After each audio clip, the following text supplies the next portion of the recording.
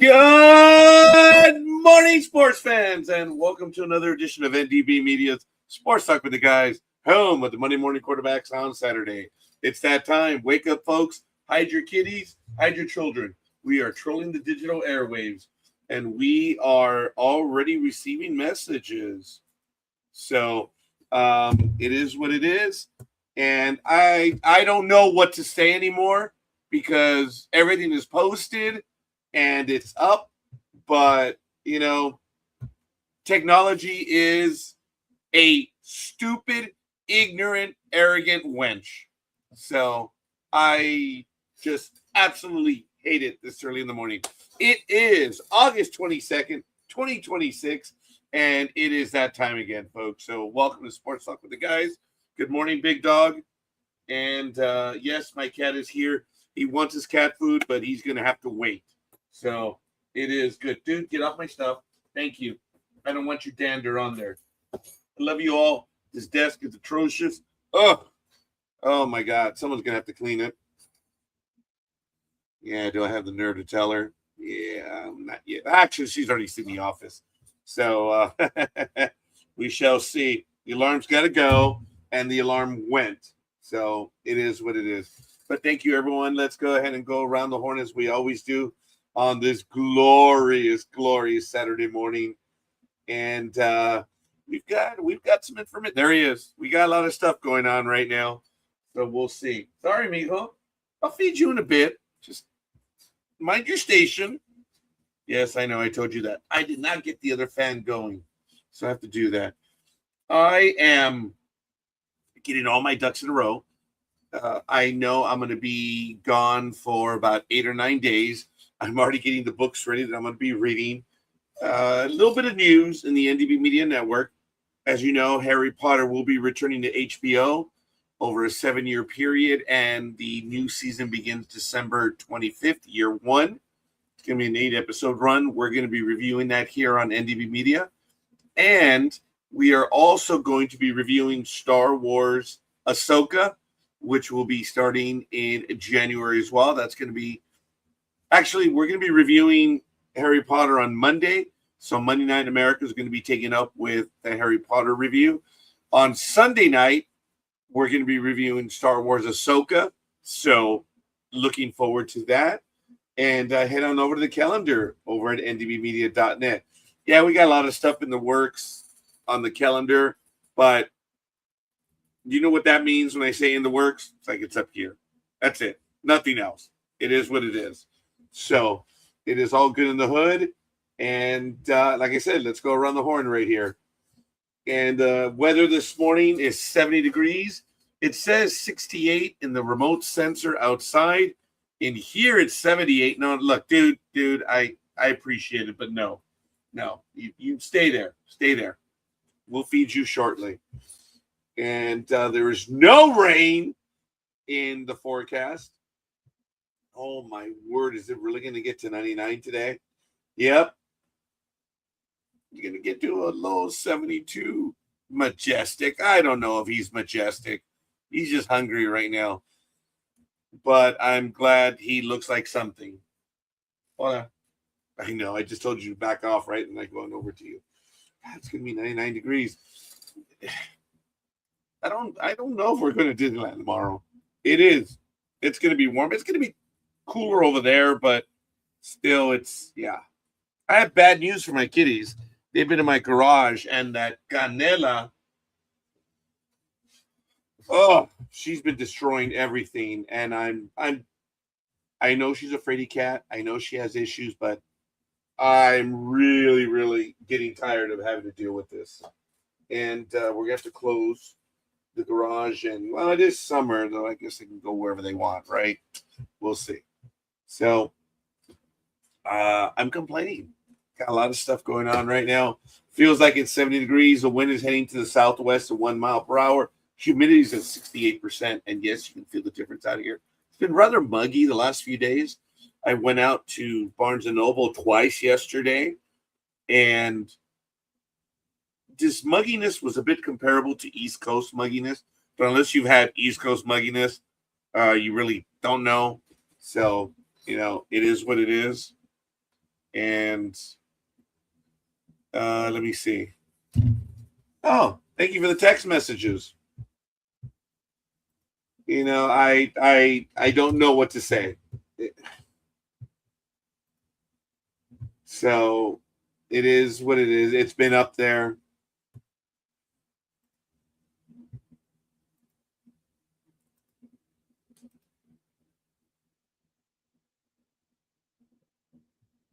I posted it on stream on the NDB Media host page. It's up there.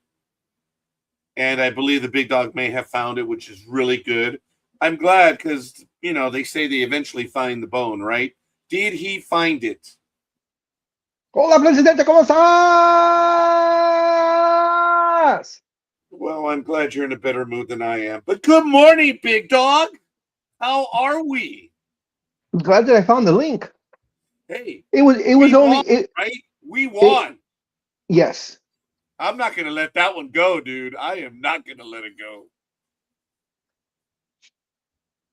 Although my namesake was very angry that his team did not win. I don't know why, but it's look. We are fans on all different levels. We have to admit, yes. Your namesake. That is funny. Is it? ¿Es el día de tu santo también? I don't know, but yes, the cat is there. And good morning to everyone. Hopefully, you guys are doing real well. Los días de los pendejos or what?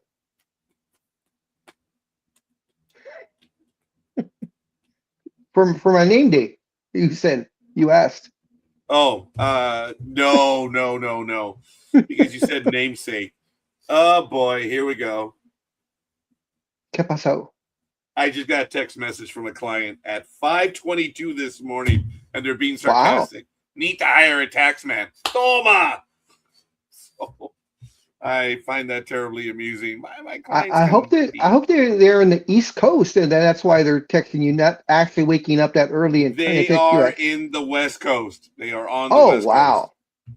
Oh, dude, that's why I'm tired of having everything here. It's not going to be for next year. That's not a warning. That's not a promise. It is a fact of life. You get a business phone that has business hours. Had it for a month, and I jumped the gun. I jumped the gun on it, and oh my god, there I go. I'm repeating myself. I'm not liking that. I did, and I'm going to do it for the third time. I jumped the gun. I realized the expense was a little too much in the off season, and what I'm going to do is I'm going to have it go for next year in January. But I will pay it off for the entire year in January. So I should not have taken on the huge expense in the off season. I did. I stupid, and got the proverbial biatch slap. So, but it's all good. Episode 39 of year 18 here on NDB Media as we inexorably move forward to their anniversary, which is on November 1st, and I don't have a calendar in front of me at the moment. I know that this year it was on a Saturday. It could be on a Sunday, but I don't know if we were in leap year. November 1st no, it's not leap year because that's Summer Olympics are in the leap years. November 1st will be on a Sunday. This year. Okay. It is also the start of daylight saving time. Yep. Oh, excuse me. Daylight saving times ends that day also. Look, there's the text. I'm not going to show the name. It was at 5:22 this morning. At least I got a good morning. But what kind of psycho? Lots of psychos text me. And yeah, I am genuinely tired of it. I have my Heine phone ready to go, my extra one, this one. I think in December, we're going to install the new number. We had a 1-800 number for about 29 days. Everyone had their own private number, which was really cool. Everyone had an extension. I was 1001. And it was really cool. You should be. So, but I may have already revealed my extension. So everyone calls, oh, I want 1001. It's going to go to me. I'm like, I should have done that. That's the point. but I have reached the stuck-up level of leave me alone, peasant. Saying that 1001 reminds me. Do you remember the TV show Silver Spoons? I do indeed, And do you especially remember? Aaron Gray. Yeah. So the grandfather, I forgot for whatever reason on what episode it was. He has to call in to buy something, and he says he's going to charge in. They ask for his number, and he's like 4800, and he goes zeros all the way to the very end, and then goes 001. Oh. In essence, implying that he was the very first person to ever have that, American Express card or whatever it was that he was using. That is pretty good. Yes. I don't know where mine is right now. I love my American Express card. I do. Yes. What are you talking about, Willis? That's another program, which is pretty good. Back in 1851, ladies and gentlemen, the 100 Guinness Cup yacht race is held around the Isle of Wight. The first race of the oldest international sporting competition, now known as the America's Cup. Over in the United Kingdom, of course, or in the surrounding areas of the United Kingdom. In the race, the U.S. schooner America beats the British cutter Aurora by 24 minutes, prompting spectator Queen Victoria to ask who was in second place, and the famous reply, "Your Majesty, there is no second place." There you go. I like it. I like it. I like it. I like it. Telstra Premiership round 25. Games on August 20th. Panthers 22, Storm 14. The Broncos beat the Raiders 34-30. The Dolphins beat the Eels 34-16. And the Sea Eagles 44, Knights 24. Warriors 45, Rabbitohs 26. Bulldogs 44, Dragons 14. Later today at 9 p.m., Titans visit the Sharks. And at 11:05 p.m. Pacific time, Roosters visit the Wests Tigers. That's Wests Tigers. Wests Tigers. I think you were born in 1850. Why? Is Seattle that good to you now, Lethal Migraine? And by the way, congratulations, Lethal, on making that move. You going to Seattle? Somewhere. I don't know. You already let the cat out of the bag. You said Seattle. I let the cat out of the bag. I don't know because I have one right here, so I'm not going to say anything. So now he's going to go from sub-zero winters to 325 days of rain. Yeah, I guess. Well, supposedly, but there are a lot of clouds, and it is cool out there. And the day that we went, it was raining, of course, and we didn't get to go to Seattle this year just because we didn't get to go. I was already talking to my daughter, Jimo, that's it. Come February, in February, just make the plans and get it done, which is what I did in 2021 and 2022. I planned kind of like what I do with the cruises. They're done. They're out of the way. I should not have waited for as long as I did. And because there's not going to be much time to get to any of the games. Well, the minor league season is ending next week here in San Bernardino. Yeah, and that's what I was about to say. Subconsciously, you felt bad about not going up to Seattle. So this season, you decided to go to all the Seattle single A ball games, which of course are the 66ers. So your mind works in mysterious ways. I think you're trying to mollify my inherent lack thereof. But it was bad. Good morning, Jorge. Good morning. Well, let's see if we have the link. There you go, Jorge. Yeah, it was there. You just have to scroll down to like it's usually by date. And this time it was behind I scrolled like 15 links down and it was there. Well, you're there. You're more than welcome, Jorge. Go ahead. And what Lethal? What? The rain is overrated. Seattle really doesn't get as much rain as people think. Yes, but the weather is a lot better up there than it is in many other places. So, good. It is good. So good morning, one and all. The Yankees signed a Major League Baseball veteran pitcher, Eli Morgan, to a minor league contract after he was released by America's AAA team. Morgan had an 0-1 record and a 5.12 ERA. Wow. He's played 6 Major League Baseball seasons with the Guardians, Cubs, and Royals. He has an 18-14 record with 282 strikeouts and a 4.25 ERA. You know those numbers are bad when they use the real numbers because they can't cover and make up stuff by using FIP plus ORA, whatever, When they have nothing to write about a player, they use the obscure metrics. And right now they just use the straight up numbers and they're bad. I can only imagine how the other sabermetric items are. But you know what? Don't care. I don't. I really don't. As a matter of fact, the Dodgers went on record. This is at Bleacher Reports. You can take it for whatever you want. The Dodgers president addressed the sales rumors after Mark Walter is, well, it depends what you want to say, sells, sold, whatever, is in the process.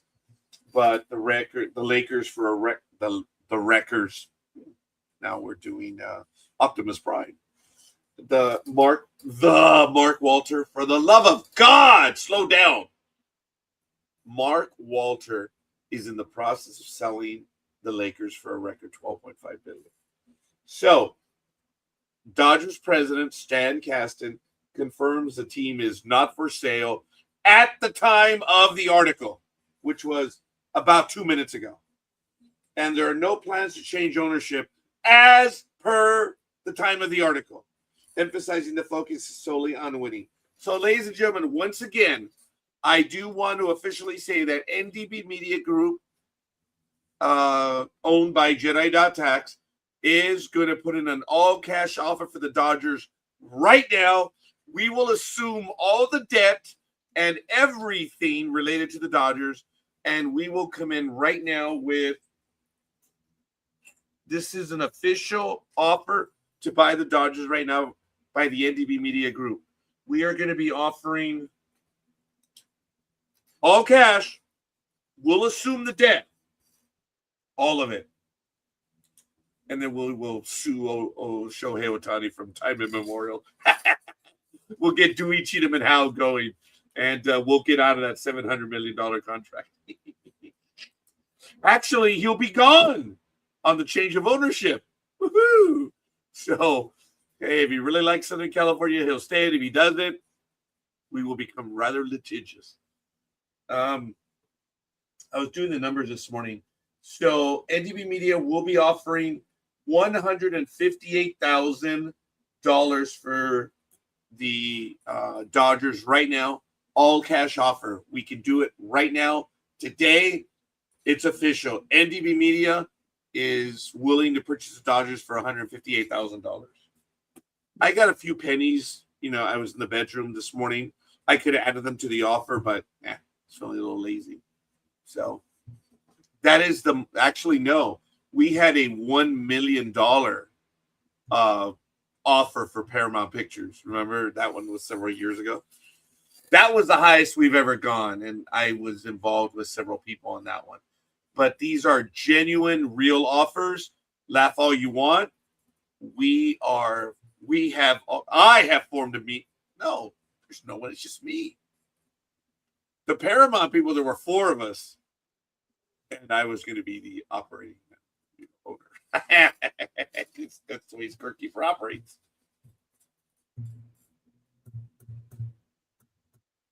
I'm really stuck up this morning, aren't I? No more than usual.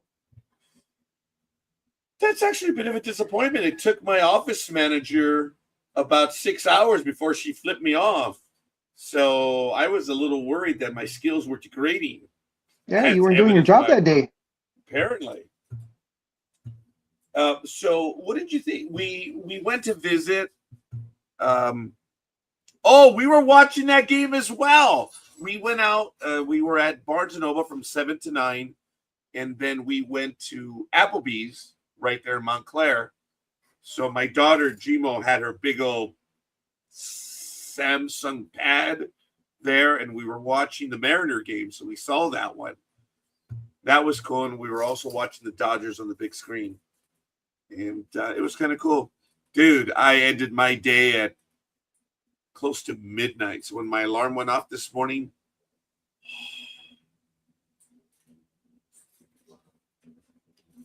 So in watching the wanted to Dodger kill it. game, did you watch Pages get hit in the hand or no? Oh, he's the one that Or got hit? Pages got hit. He has a broken hand, and it was already announced that Dave Roberts announced that it is not a season-ending injury, which is interesting because the season ends in just a couple of weeks, a week and a half, week. No, it ends at the end of September, but that's okay. So you got a month. So it didn't say anything about him needing surgery or anything, so maybe it's just going to be in a cast. He was hit on the top of the wrist.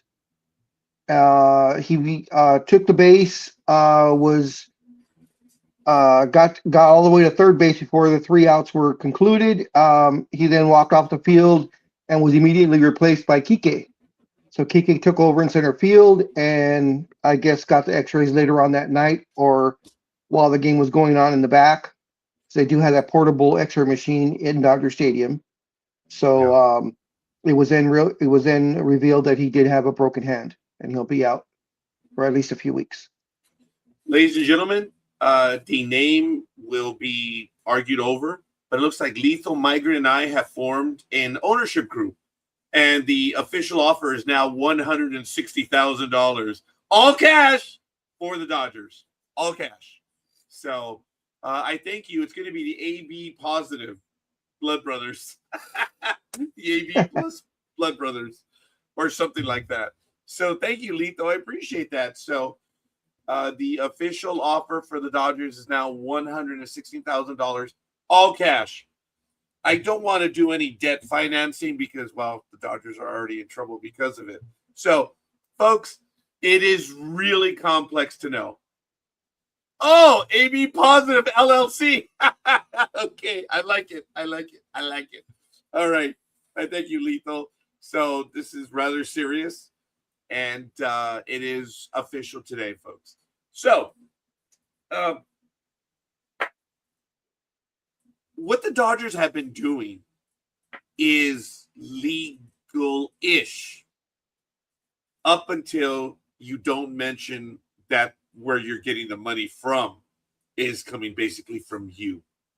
It's called a closed loop, and I'm not going to bore everyone, but that's where the illegality came in, is that the corporation operating as it does cannot do what he did.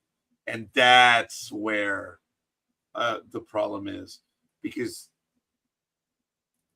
the moves were effectively hidden from the ownership group, but and the government as well. So they're still investigating. They're going to find out. But what he was doing with the Dodgers, there are memes all over the internet saying Dodgers are frauds, fraud.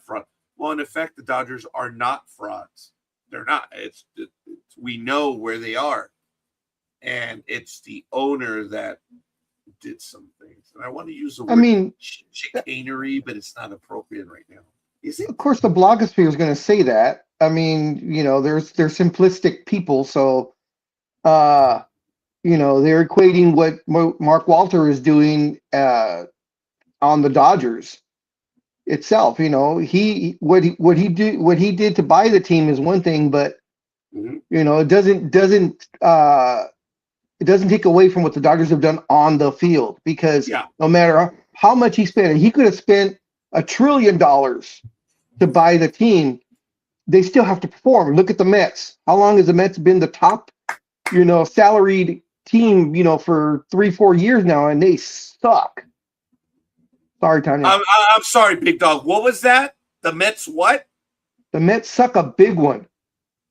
Sideways. That's how bad they are. Oh. Okay. Speaking of such innuendos that I'm speaking of, did you hear what happened to yesterday's game in the WNBA, the Sky versus the Valkyries? Oh, no, I did not. The Chicago Sky's home game against the Golden State Valkyries was interrupted when multiple sex toys were thrown onto the court. The second consecutive night for a disruption similar to what occurred in several WNBA games last season. The incident happened in the third quarter of the Sky's 73-70 victory over the Valkyries. Players stayed on the court while arena personnel removed the items. What was Uh, the point of it? I I have no idea. Well, same thing. We don't know what the point was last season when they did it last season, but evidently this happened day before yesterday, and this I didn't know. It says according to the New York Times, there was a delay for the same reason in the Atlanta Dreams 124-88 victory over the LA Sparks on Thursday at the Crypt. Police in Los Angeles said a male suspect was detained by arena security, received a citation, and was then released. And it says similar incidents happened last season in Atlanta, New York, and LA. Some incidents resulted in arrests. Yes, they do, legal. Yes, they do. Yeah. Good morning, Tony. Yes, you had an event late last night. You're tired. What's up, Philly Special? Well, I hope you're doing well. And here we go, ladies and gentlemen. East Coast is in the house. Buenos dias, Jorge. Oh wait. Hey, good morning. How you guys doing? Good morning, sir. How you doing? Do a cheap impression of a goal using the name Jorge, but I don't think I have it in me. I'm sorry. Well, there's a horn there. Hi, lad. Yes, there is. Jorge, ¿cómo has estado, man? Man, I'll tell you, since I came from Chicago trip, man, it's been downhill since then. But hey, one day at a time. One day at a time, indeed, young man. That's it. Yeah, I'm sorry that that is going on, but I'm glad you're joining us, and we're going to be able to talk some things through. Yeah, I'm happy. Oh, you are? Please tell. Yeah. Well, I'm happy. I've been hearing you guys every time. You guys make me laugh. Sorry. And, it keeps me going. It was really funny. We were on the other channel.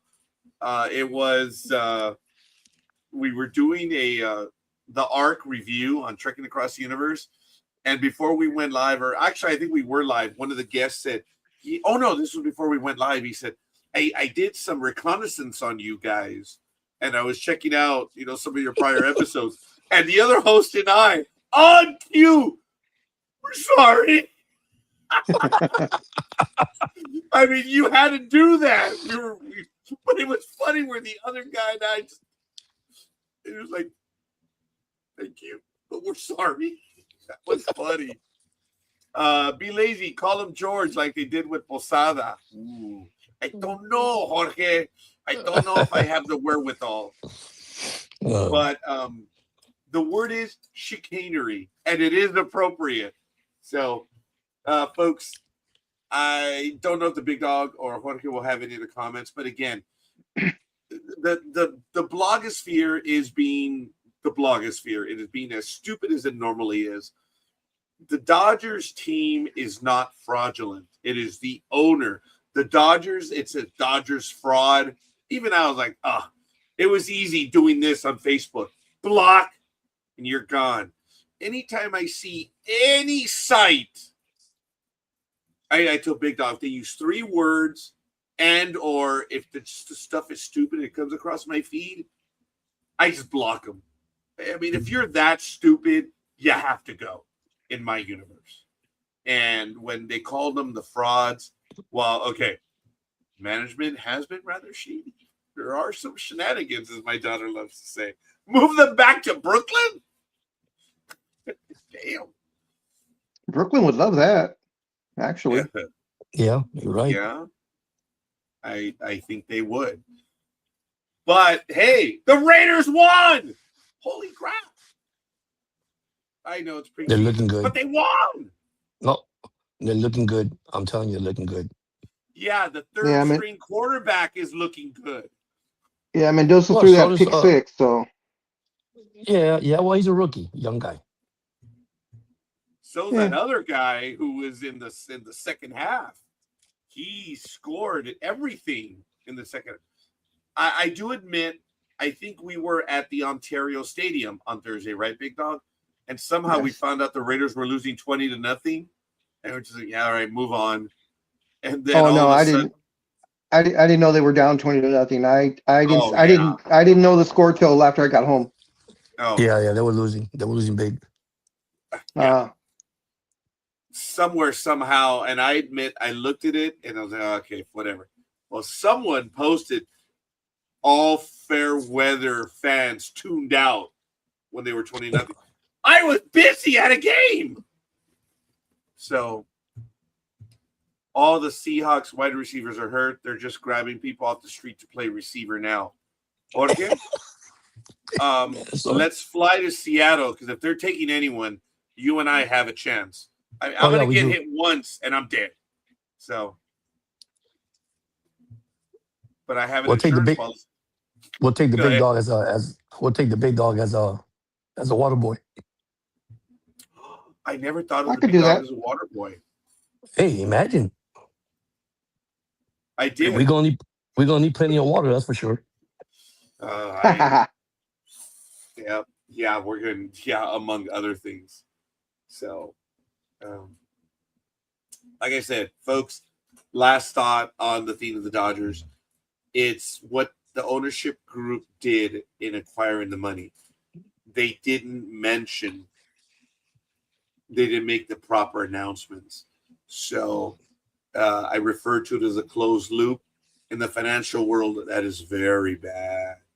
See, because the corporations are public entities and there's fiduciary requirements. So um, if he fixes I don't know if there's going to be any legal ramifications. I don't pretend to understand corporate law in that sense. But if the investigation is ongoing and you set everything where it should be, I think there are only going to be some financial penalties. That's it. Let's be Seriously. honest. Let's be honest. Major League Baseball is going to cover all that. That's why that's so sad about it. And you're right. All they're going to get fines. They're going to get fines, and that's it. I wonder what Major League Baseball is going to do in this one because they're going to have to investigate. Yeah, they're going to have to. I mean, but I'm saying, but if they're going to throw this under the table and say, just go ahead and give them fines. And you're right. It starts from the upper management. That's where it starts from. Yes, because there are rules. I mean, this is what happened. Big Dog and I were Mhm. talking about this on Thursday. We had a great time on Thursday. Big Dog, I have to tell you, my daughter and I were laughing about it yesterday. We just were like, it was fun yesterday. Yeah, well, on Thursday. We went over to the new stadium in Ontario, the Dodgers minor league thing, and all the seats are padded. Wow, that was a bit Wow. surprised, huh, Big Dog? I brought my yeah. little Rancho Cucamonga, uh, LA cellular seating pads, and they were not required. So, yes, Major League Baseball needs a nice long shutdown. Jorge, Nah. are the Dodgers responsible for this shutdown that's upcoming between owners and players? Folks, I am spitballing here, but I gave a colored question. So I do believe there will be a shutdown. So that's how I'm leading it. Jorge, do you believe there will be a shutdown? Yes, I agree. Totally agree. Okay. Why do you think it's going to happen? I'm not trying to trap you. I'm trying to open a conversation right here. Because look, folks, none of us are in the C-suite. All right? Let's end that right now. We can only go by what we hear and what we see. So knowing that, we are effectively spitballing. Jorge. I believe because of the money issue. I mean, the money of this ball club. I mean, this revenue, how they get. And I understand there's commercials. I understand, but I mean, you paying Otani all this money. You paying. I mean, they're doing stuff they should not be doing. That really is illegal in Major League Baseball. Which this is why I believe Major League Baseball will come in and investigate, and then it's going to get kind of ugly. And that, because listen, I understand contracts, and I understand ownership, and when so many hands are involved in that pot, and that's what I'm trying to say. There's so many hands involved in that pot. The only thing, are they doing illegally or are they doing illegal? Oh, That's my okay. thing. Okay. I So that's appreciate the way I that. see it. I mean, that's the way I see it. So I think if Major League Baseball really, like you said earlier, scorekeeper, if they investigate and they really go 100% on this, not 50-50, they go 100% and say this is really illegal across the board. Okay, well, who do you blame? Now, like you said, you can't blame the Dodger name because it's not the Dodger name. Like you said, it's the upper management, it's all these want to keep co-owners or owners or investors, whatever you want to call it. Because there's money involved. There's money involved. So once that comes up, you'll be surprised. It will be shut down. I will not doubt it. And it starts from the Dodgers. Of course, Dodgers organization. Let's not blame the Dodger name, because that's the bad thing. Everybody put Dodgers and let's say Yankees, Orioles, and it's the ball club. No, it goes in the upper management, like you said. It goes from upstairs. It's go for the people that are involved with the money, people that invest, people that say, "Hey, man, I'm here to win. I pay to win." You know what? That's about to change. Oh, That's about to Big change. Dog. I'm going to ask you the same question right now. Lethal says Middle America teams can compete because of shady deals, low populations, and regional sports networks dying. Big Dog, what is your impression or what's your idea of this impending lockout? There is going to be a lockout. They're going to try and blame the Dodgers, but like what Lethal just put right now about shady deals, they're not shady deals. They're within the framework of the rules of Major League Baseball. Just because you're smarter than everyone else and you found those, and Scorekeeper hates this word, but you found those loopholes, so you could pay Otani $700 million, but only actually pay him $2 million a year, and the rest is all deferred. It's within the rules. They did not break any rules. What it is the other owners are, well, we can't spend that kind of money. Well, no one told you to buy in, BFE. Yes, you're one of 30 owners. Don't get mad because the Dodgers, the Yankees, and a few other big name teams can spend that kind of money. Because this is almost the same conversation that was said about the Yankees in the early 2000s.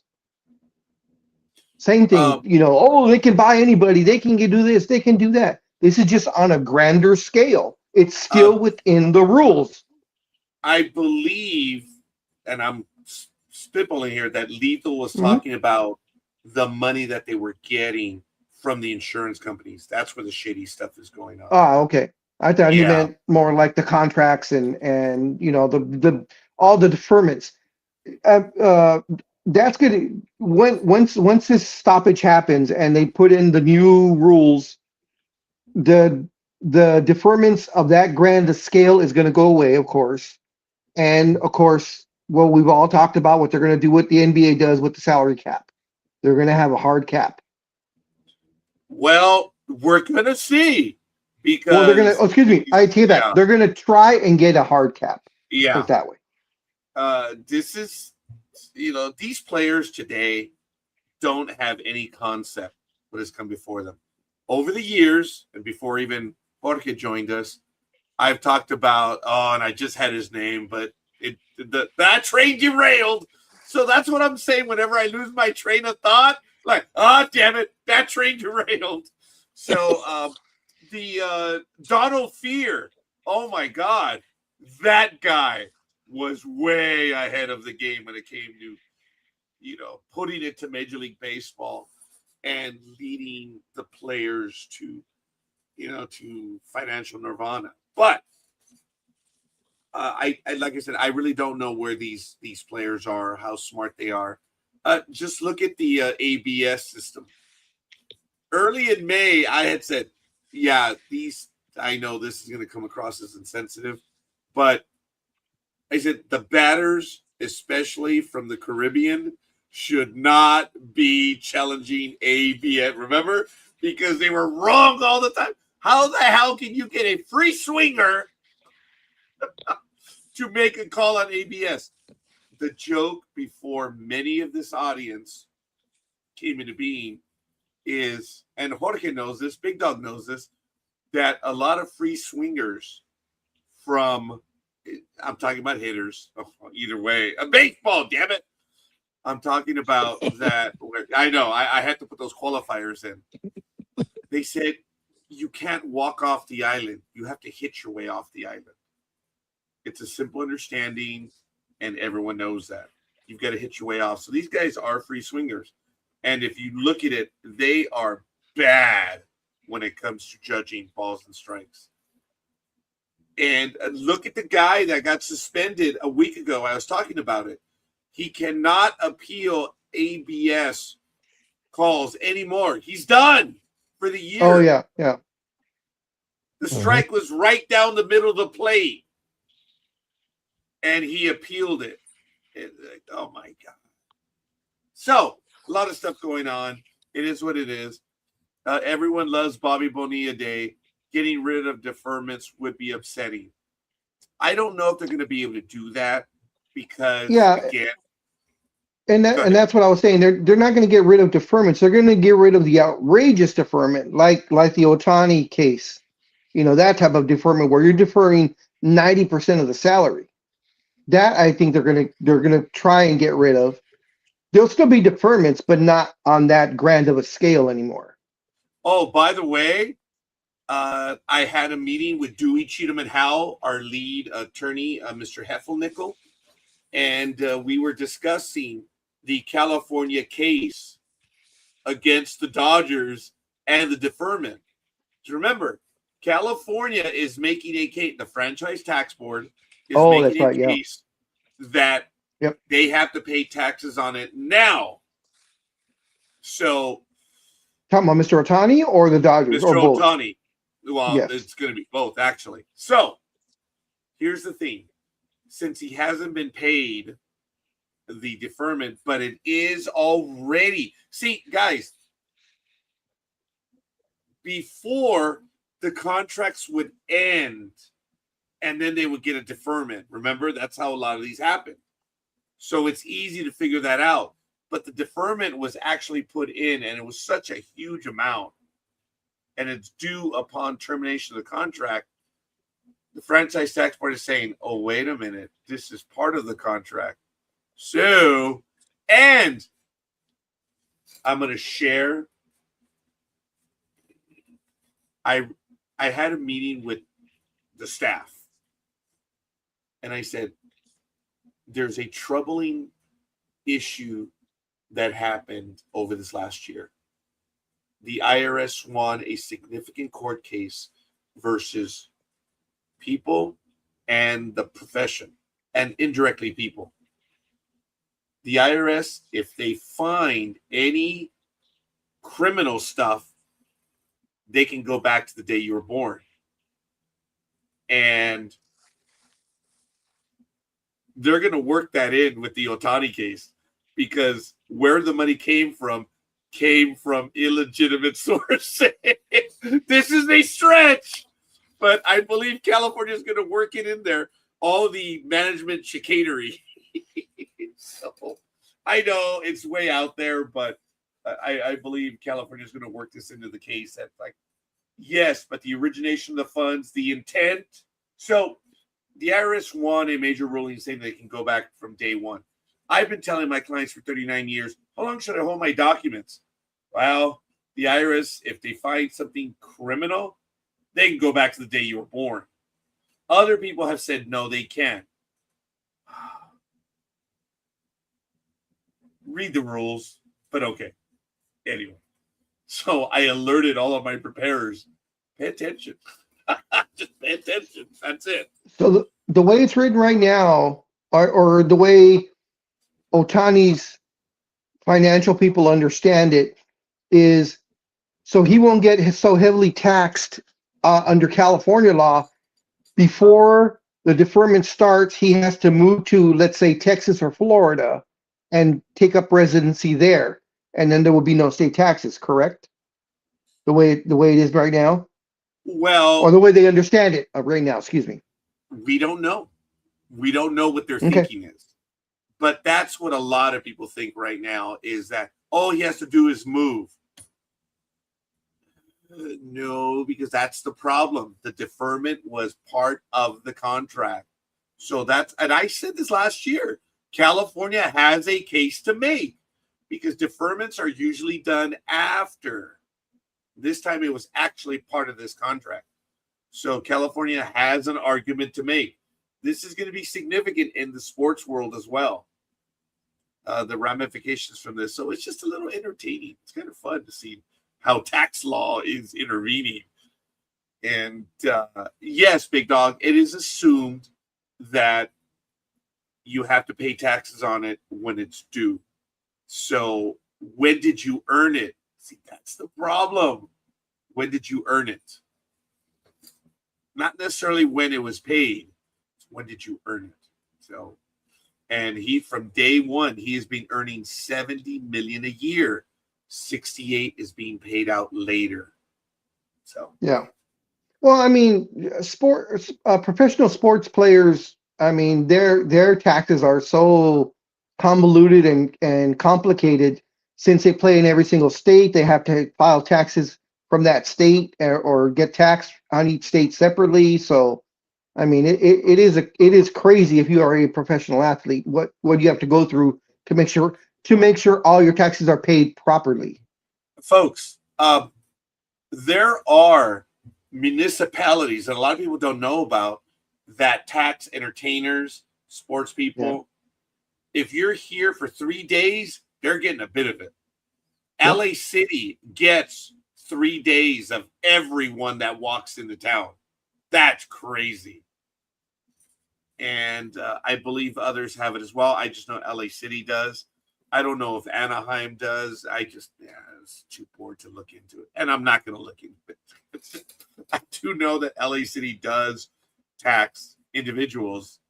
And it's not something where you have to, if you played in every state, it's 50 tax returns. No, it's more than that. Because you have the federal, which is one, then you have the state. And not all states have taxes in where you have to file a tax return. But many cities and counties say, hey, you're working here 3 days. You have to pay. So athletes, the complexity of their tax return is like, even for me, I don't want to play. I don't. Minneapolis, too. When A-Rod was a Yankee, he said one weekend in Minnesota cost him $100,000. Yes. I have a stupid question. Not at all. To Mr. Taxman. If a player is injured and the team comes to Los Angeles, but you're at home rehabbing, are you then taxed for the team going there for the 3 days, but you did not go with the team? That is an entertaining question. I don't know how the disability rules work with MLB on the payments and stuff. Okay. Jorge, what do you think on? I know you've muted yourself, but that's kind of an interesting question because if you travel with the team, it actually is. If you travel with the team and you don't play, it don't matter. You still pay because you were there with the team. But if you're hurt, it depends on the compensation. That's an interesting question. It is. Yeah, that's a good one to think. Yeah, the minutia. I mean, you're still traveling, you're still moving on. So, right. And the minute you said that, it dropped into my mind that it's where you work, and effectively, they might still have to pay, dude. It's crazy. Yeah. It is. I mean, it's crazy. Even though you're not playing. If you take sick leave where you work, sick leave is sick leave. So, I think you probably still have to pay. That sucks, man. That sucks. That's pretty good, big dog. Wow. Yeah. My thing is, if let's say you do have to pay, right? Even if you're injured and you're staying home, but your team is going on, And if I had to pay anyways, I'm gonna be like, I'm getting on the plane. Then if you're taxing me, I'm gonna sit on that damn bench and not play. But Yeah. I'm gonna make it Wait. worth it because I want my per diem. I want my hotel room. I want all my Ooh. stuff. I believe players do travel with the team as well, but that's interesting. I gotta believe if you're on the active roster, yes, the per diem still applies. So Yeah, yeah, I yeah, want it too. Oh, dude, I remember when I went to Washington D.C. back in 2007. What happened is they pulled me off the job, and the days that I worked, I was paid by the union my full salary, but I wasn't paid for the weekend because I was on my time. But they did give me a per diem.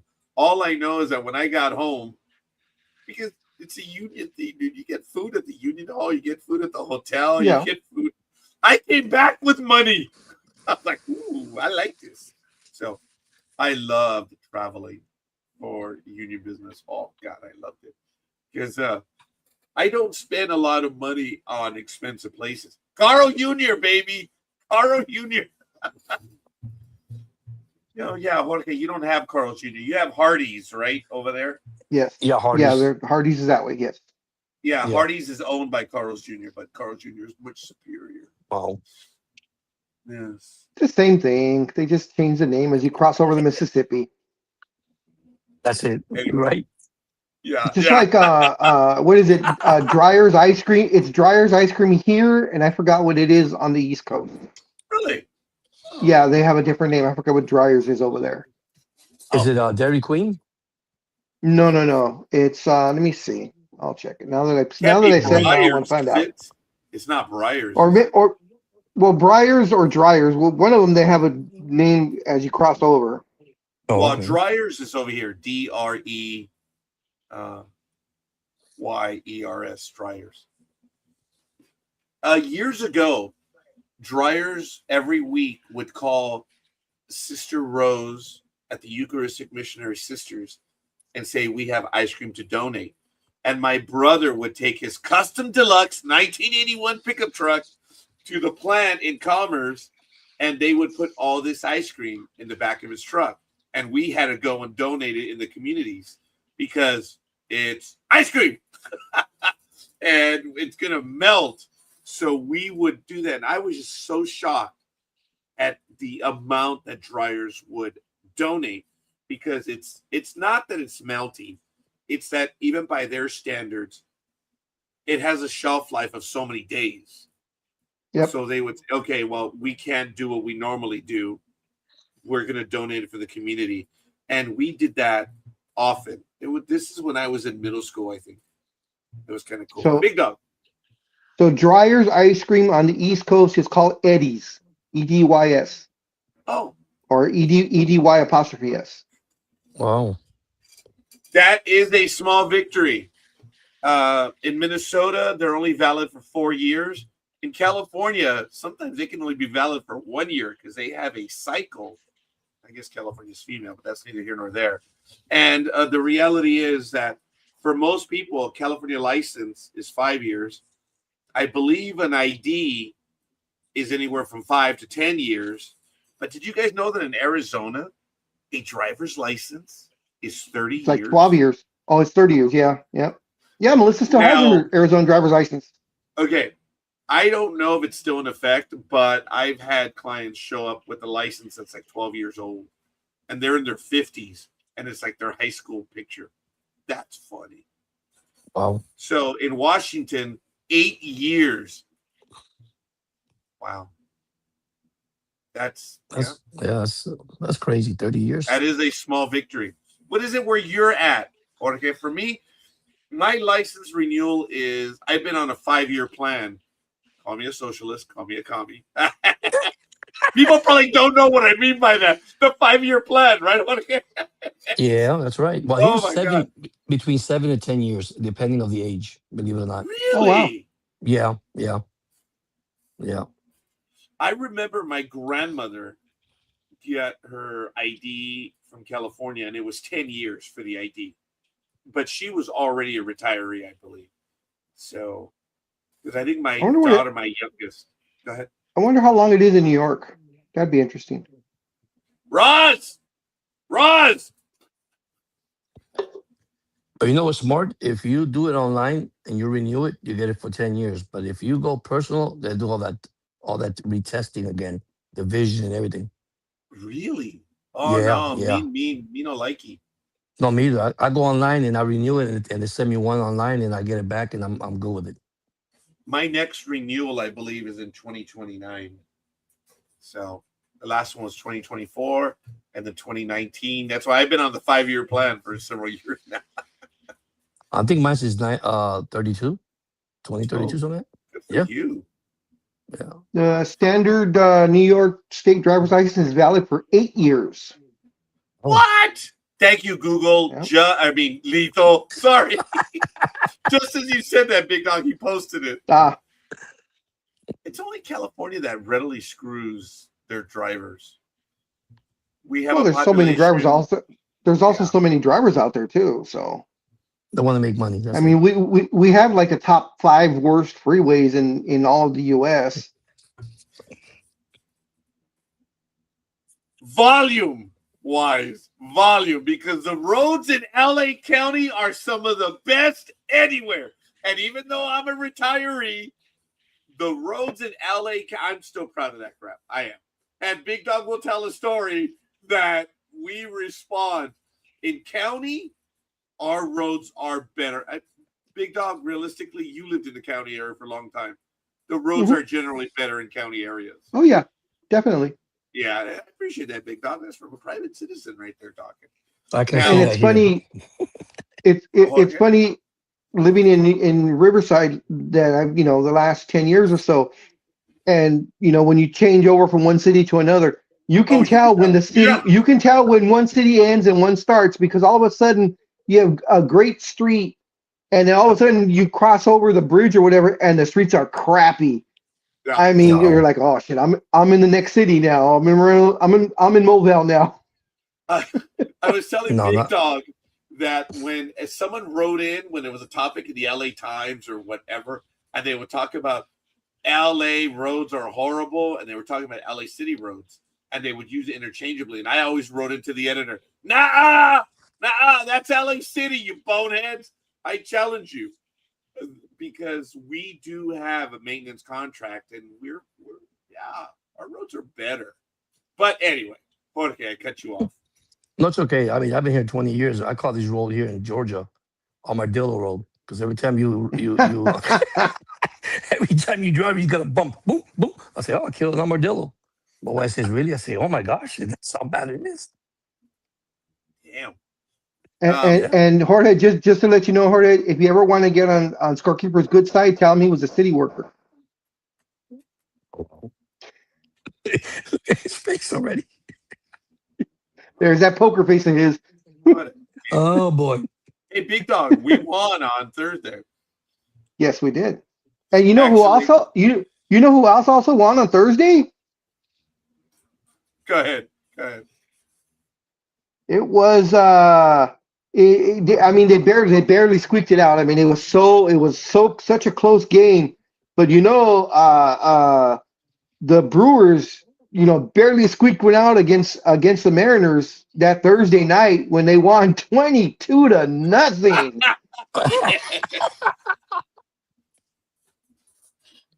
Dude, Yeah. that's my folder. That's a leather folder. Don't put your nails in it. This little rat right here. Yeah, they had 22 runs on 22 hits. Holy crap. Yeah. The only other 22-0 victories since 1901 were Pittsburgh over the Cubs on September 16th, 1975, and unfortunately, it was Cleveland at New York against the Yankees, August 31st, 2004. I sadly remember that day. Yes, folks. When this happened, I was telling people, dude, this is a centuries-old record. Yes. It's big. And of course, it would have been 20. I believe it would have been 20-0 had not the outfielder caught the fly ball for out number 2, but then he threw the ball into the stands. So the players that were on second and third, they came in because the ump was like, idiot. You threw it in the stand, so everybody goes ahead, two bases. So two runs came in. Now, had I been playing, I don't think I'm capable of making many errors, and I did. Actually, no, I didn't. You know, I remember I made one error at first base in 3 years. But guys, we're only talking about 70 games in 3 years. Okay, it's nothing anywhere near. But throwing the ball into the stands, would that be considered an error? Even though he made the out? I mean, how would that be? That wouldn't be an error on the player. I mean, I don't know if you can put stupidity as an error. Oh, Actually, it would that is an be in the error. notes, right, Jorge? Yeah, it will be. It should be an error if he throws to the stands. It is an error. I believe it should be.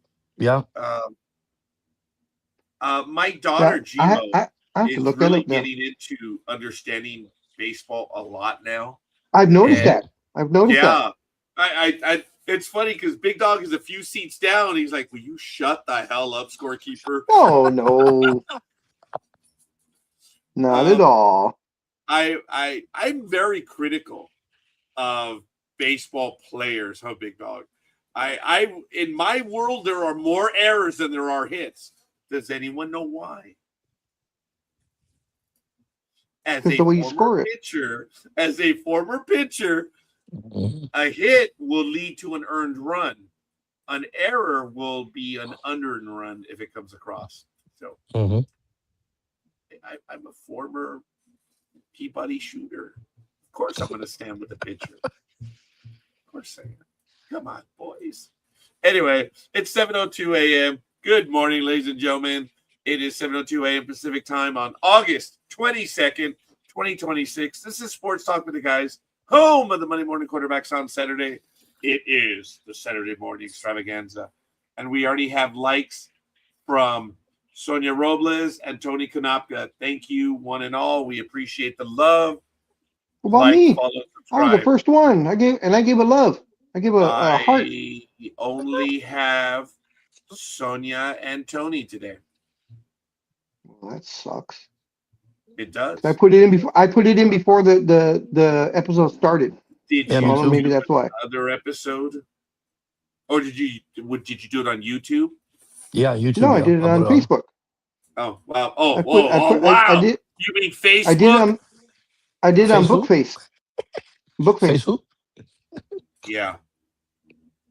No, I did mine's on YouTube. I put the right We away as I can't entered. see them yet on you, but thank Yeah, you, Jorge. yeah. I always do I that. do appreciate that. I always put the comment and the likes. That's important. I Yeah, try and put a and middle finger in it, it won't let me. well, there's a way to do it. Like you can spell hello on a calculator. You can put a middle finger on YouTube. It's not all that difficult. Oh, You I just never got to know spelled what it hello. does. I always spelled boobs on the calculator. I did too. And Big Dog remembers that I put hello. I There was another one I used, and I did have boobs. And I would tell everyone I'm walking into a meeting. I would do this on Facebook, and oh, we just got a like on Facebook right now. Thank you, Aisha. So I had my calculator. People were like, "Why are you taking the calculator to a staff meeting?" I said, "Well, there are engineers there. It's my universal translator. So if you want to talk to an engineer, you talk to them with numbers." And I would take a picture of me like a tricorder from Star Trek. And a former, well, he passed away, but a friend from New York realized that every picture I put on from work had something deliberately, like a little note written in, or like on the calculator. It would say, hello. That was my universal translator one, hello. But when I went into management meetings, I always had boobs on my calculators. So, yes, Big Dog, I'm immature as everyone else. We got another like. Oh, There you no, go. there's Peter Gama. Thank you. Someone by the name of Piotr Gama gave us a like. Yeah, he's an asshole. I don't know. Uh, I really don't know about that. well, guys, I'm probably gonna hopefully might change platforms pretty soon. Oh, okay. Why, what's Yeah, up? because What's I'm going on, young man? Well, because I'm not, YouTube's changing every single time. There's new policies, and I'm getting tired. So I'm looking at other platforms. I mean, I still be with you guys, but I'm looking at other platforms. There's so many rules and regulations. The only good thing YouTube has, you get 70% of the revenue, they get 30. But now they're adding more stuff. Now they're Yeah. adding. I mean, and like I say, I'm not here to make money with YouTube. I told them straightforward. I'll be honest with you. I'm here to just interact, have fun on YouTube, and do my sport channel. And which I mean, I do. It's funny because I get what 300 views, and I only got 50 likes. I said, okay, maybe 250 don't like me, but then what the heck you watching for? I'm serious. I mean, there's things you like. No, I'm not, because I'm a Dolphin channel, but I talk about a lot of sports. And boy, do I have one right now that I'm going back and forth, and I say, hey man, it's your opinion, your personal opinion. I got mine. So I respect that. I move on. I'm just a positive person. But if I have to criticize, I will criticize. But it's to my way of criticizing, of the knowledge that Yep. I see. Because everybody don't agree with everybody. It's kind of hard to do that because there's no agreement, because you see something different. But man, there's so much negativity out there right now that you'd be like, what in the world, man? You know. I have lived on the internet since 1989, Jorge. I was with a Quantum Link. Mhm. I did not have Prodigy or CompuServe. I had Quantum Link. Right. And I remember when things were actually okay, they were decent. And you had moderators that were able to take care of stuff. But now the internet has become it's just bad. I mean, yeah. I mean, in a way, I mean, like I said, I'm not against anybody because that's who I am. I mean, that's your opinion. I respect it. But if you don't like the Dolphins, and I give you an example, and I'm not going to use names because I'm not. If you don't like the Dolphins, then get out. I'm okay with it. It's not if and it's a Dolphin fan, all right, because he has lived 20 years not winning a playoff game, and he hasn't done. I say, oh my gosh, get over it, buddy. Just get over it. All right. I mean, it's a new regime. It's a new ownership. A new, I mean, not ownership, but a new GM, a new, head coach. Everything is new. Give the guy an opportunity. Give him a chance. Oh no, 20 years we haven't won the playoff. Okay, you haven't won one, but you've been there, and that's the part they don't understand. Well, it's been 20 years. Hello, you've been there. You lost against Kansas City. You lost against the Buffalo Bills. So you've been there. So what's the problem that you haven't won one? Yes, I understand. But my gosh, man, they go back and forth. And I'm like, okay, it's your opinion. I respect it. Move on. Uh, when you said it's not a new regime, but it's a new 5-year plan. Exactly. Right. Exactly. Yeah. That's what it is. They bought these guys in, okay, and they bought people that are very smart, are very good scouts. They know how to get players, in the draft. They're very smart. Sullivan in the Green Bay Packers. Hey, Aaron Rodgers, Matthews. Okay. I mean, look what he got. The guy is smart when it comes to getting talent. But I also Hooper. believe it's up to the it's up to the players. I also believe that. You mentioned his favorite player, Aaron Rodgers, so that's why. Well, Oh, I don't. I'm huh? not an Aaron Rodgers. I'm not an Aaron Rodgers fan either. Don't feel bad. I'm not one of them either. It's time for him to retire and leave. I'll be honest with you. Oh, That's a definitely. Yeah. That's another one that I'm having an issue with in my channel. You don't like Aaron Rodgers, buddy. Give the young quarterback some chance and tell the old man to just sit down at home and enjoy his retirement, man. That's it. Yeah. But once again, people just don't like it. Oh, Well, I I think. forgot. I forgot to put a precursor that. Of course, it's future Hall of Famer Aaron Rodgers. Oh boy, here we go.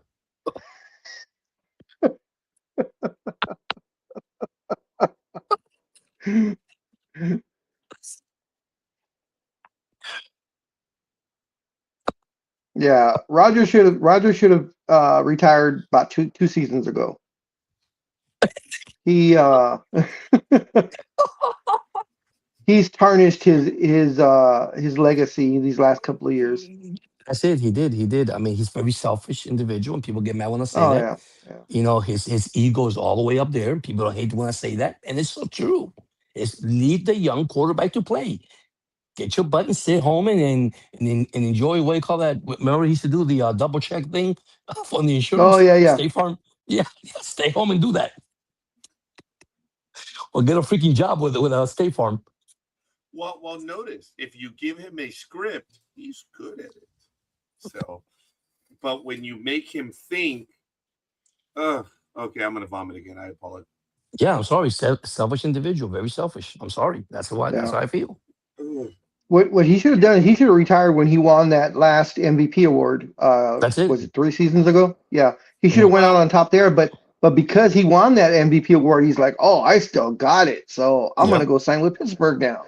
okay. yeah, Now, as far as that big dog and Jorge, I will argue with both of you that if a player still has and they still want to compete and they do compete, I have no problem with that. Good. Seeing an old guy beat up, a young whippersnapper. There's all the joy in Mudville right there. I love that. I take you back to the guy that was with Green Bay and then he went to Minnesota, right? I forget that Brett Brett Favre. Favre. He was what, 40? And he was doing things. I talked about this conversation. There was this kid who had joined our universe. He's like, dude, it's just he's so old. I said, okay, first of all, you little 18-year-old shit. Allow me to educate you on some things. Right now, this 40-year-old is embarrassing 22-year-olds, 25-year-olds. And until you get to be my age, you little shit, you're not going to understand how, as much as we like Brett Favre, a significant portion of America was cheering for Brett Favre because he's an old guy playing with the kids. We all wish to be there. And in a way, there's some with Aaron Rodgers as well. Sorry. There's a Well, lot with Aaron Rodgers. the thing with Brett Favre was he was great until he had to throw across the body. Actually, he was great until we found out how small his wee was, because he was sending those pictures to the girls who were all like, that's way too small. I thought when they meant fourth and long, the girls were like, there's nothing here. Remember, I talked about it. That's why he was playing. Remember that big dog? The reason why Brett Favre continues to play is because women were mistaken on fourth and long. It was actually fourth and inches. Well, don't feel bad because if you look at it, Oh, I don't. Aaron Rodgers followed Brett Favre's step. The only thing is, he never went to Minnesota. He went to the Jets. Yeah. Yeah. Look, I mean, go ahead. I mean, like I said, it doesn't bother me. You're right. If you have it in you and you want to play and you feel healthy, but you already see that you don't have it in you, you don't want. I mean, seeing all these older guys beat these young guys, and wow, they look bad. And then I see young guys beat these older guys, and you say, "What in the world?" So when you don't have it, you just don't have it. Let it go. But and Okay. look at this. He's back with his head coach McCarthy. Yes. I mean, Okay. hello, A really? lot of people don't get what I've said about me personally when I was playing in the co-ed softball leagues over at work and stuff, well into my 40s. Big Dog, I explained it to him. I said, dude, it took me 2 years to realize that I should have retired 2 years before. So I was like 4 years late. That's the point. It's like it took me 2 years to realize I should have retired 2 years before. So I realized I was too old for it. If I could still play today, I would, but I can't. And if Brett Favre is still playing, you know what? It's good. I'm happy for him. Earn all the money. Just just shut up. No one Yeah. cares what you believe. No one cares what you think, Mm-hmm. because Brett Favre is a lefty in disguise. Mm-hmm. Remember what they used to say about lefties in baseball? $1 million arm, 10-cent head. That's exactly what Brett Favre is. He is a lefty in disguise. Doesn't matter how smart the lefty is, he's probably going to throw 100 miles an hour, so put him out there. But there's only a dime up there. There's not much. But anyway, folks, it's 7:15 a.m. and I'm going to have to do a solid. I do need to feed my little kitties, so I need about 2 minutes. I'm going to ask the big dog to take over. And No. I'm going to go feed them right now. So this No. is Sports Talk with the Guys, home of the Monday Morning Quarterbacks on Saturday. And Scorekeeper will be back. He has to feed his little pussy cats. Meow. Yeah, that was funny. I'll be back. No, I'm not going to do it. Oh, shit. Pause, idiot. Meow. So Jorge, I don't know if you saw this or not, but Max Muncy of the Dodgers. So evidently he eclipsed 400 plate appearances this season, and he had a interesting part of his contract was activated because of that. So now, for every plate appearance he does from 401 to 550 plate appearances, every single plate appearance gives him $15,000 in his contract. Holy Toledo. Yep. And it says additionally, his 2027 contract escalates now because he hit it this year. So for next year, each plate appearance from 401 to 500 gives him $20,000 per plate appearance. And if he goes into the 500 plate appearance territory, then he gets paid $35,000 per plate appearance next season. So my question to that is this: you think the Dodgers are going to give him over 500 play appearances? Go say no, man. We'll give you 400. Don't go over that. Yeah. So this year, I just looked it up. This so far this year, and he still has a month left. Right. He's at 445 plate appearances. Wow. So 45. Let's see what He, that comes out it'll to. be four. $15,000. Yeah. So 15,000 times 45 plate appearances that he's in that zone part right now. Right. So Right. just by hitting that little marker, he's already made $675,000 just for walking up to the Wow. plate. Wow. See, this is what's terrible about baseball, man. What I'm happened? serious. Oh, I was talking to him about the Max Muncy escalators in his contract about plate Yeah. appearances. So he now, I was just looking at it up to date as of Uh-huh. yesterday. Max Muncy has made 445 plate appearances. So because of the escalator in there, so he's made 45 plate appearances to activate that 15,000 per. So in those 45 plate appearances, he has made $675,000 just for walking up to the Wow. plate so far, and Wow. he's got And another month to go. but Muncie is delivering right now, so he's earning the bonus. How he got there? Well, I'll leave that for Dodger fans to ruminate about. Ooh, I'm using the big words today. My thing is, come on, baseball strike. Oh, I did prepare my daytimer calendar yesterday, and I was looking ahead, and I already have my calendar for next year. I was as I had made the announcement of the program. don't lie, scorekeeper. You have your calendar set from all the way to 2030. Don't give me that next year. You have your calendar set for at least 3-4 years ahead of time. If people would operate and communicate and work with me, there wouldn't be an issue. When I started Sports Talk with the Guys, I started with a calendar of 2008. But Big Dog remembers that I put the calendar, I printed the pages. I won't tell you where. I printed the pages all the way through 2015 because of the Pathfinder project that was going to Pluto.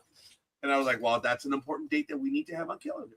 So I had, and I still have those pages. Here it is. Guys, check it out. Oh my God, here it is. 2008. All the programs that we did. And this went all the way through. Oh, crap. Wow. April of 2024. This was the original calendar that I carried with me. Here are all the notes of all the stuff that we did, the programs, the printouts, notes on programs. Oh my God. Yes. June 2009, when the Star Trek movie was appearing, all of our guests.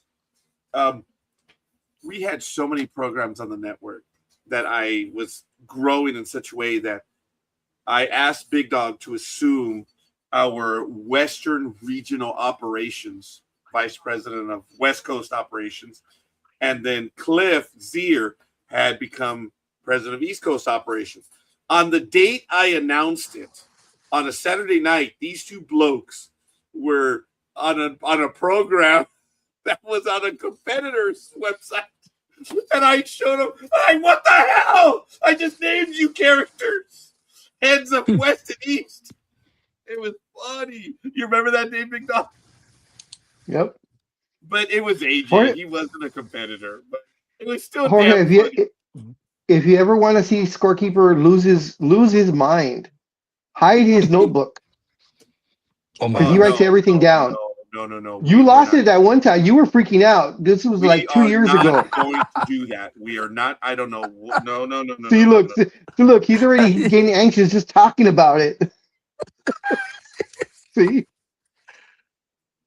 We I can't. are What not happened, going to go down that road. Raj? What happened? What was it? You misplaced it, or someone moved it? I forgot what it was, but you couldn't find it for like 2 days. Yes, and yes. It was moved, and it was misplaced, and someone moved it.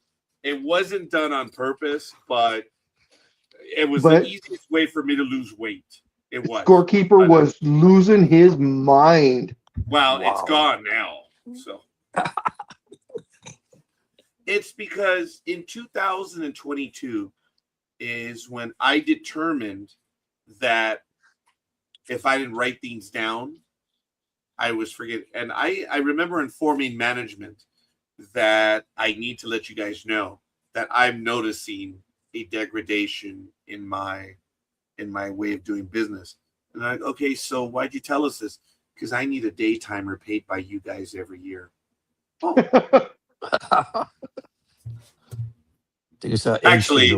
Actually, they've been paying it since 1995, but it makes a better joke. And you wrote everything down in that day timer on that solid oak desk that you ordered for them at work. It wasn't solid oak. I would have bankrupted the county. Now, see how he doesn't deny that he ordered a desk. He just said no, it wasn't solid oak. It wasn't solid oak. The county now has a surplus in its budget because I'm no longer there.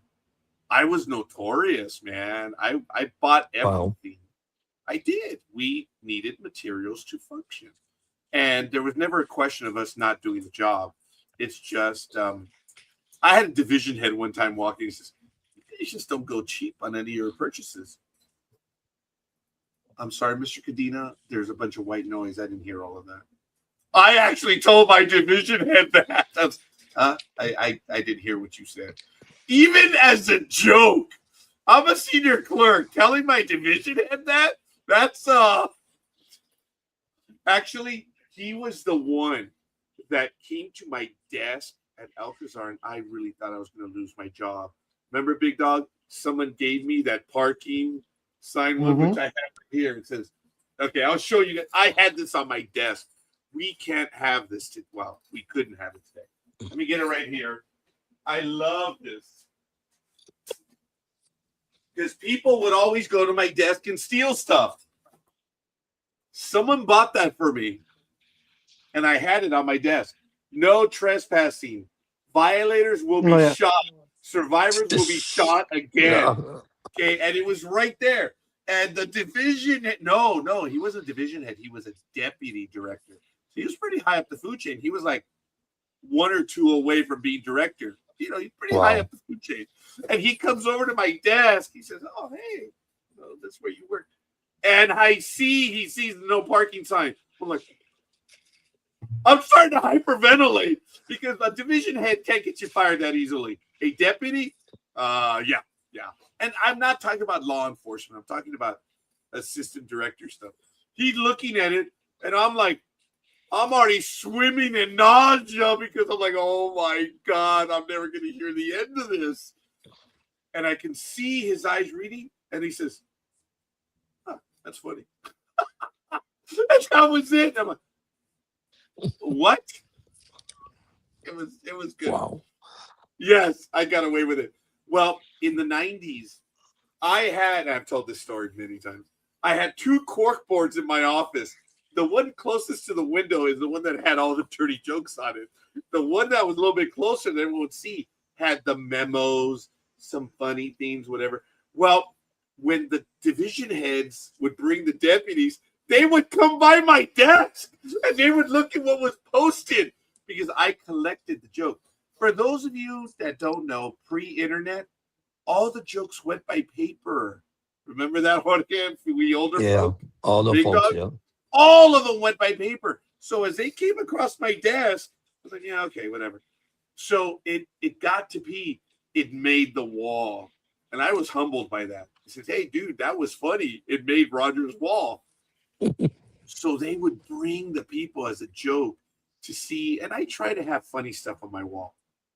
Very little was risque, but there was a lot of play on words. And, they were probably inappropriate. Were they ever mean or whatever? No. But they were fun.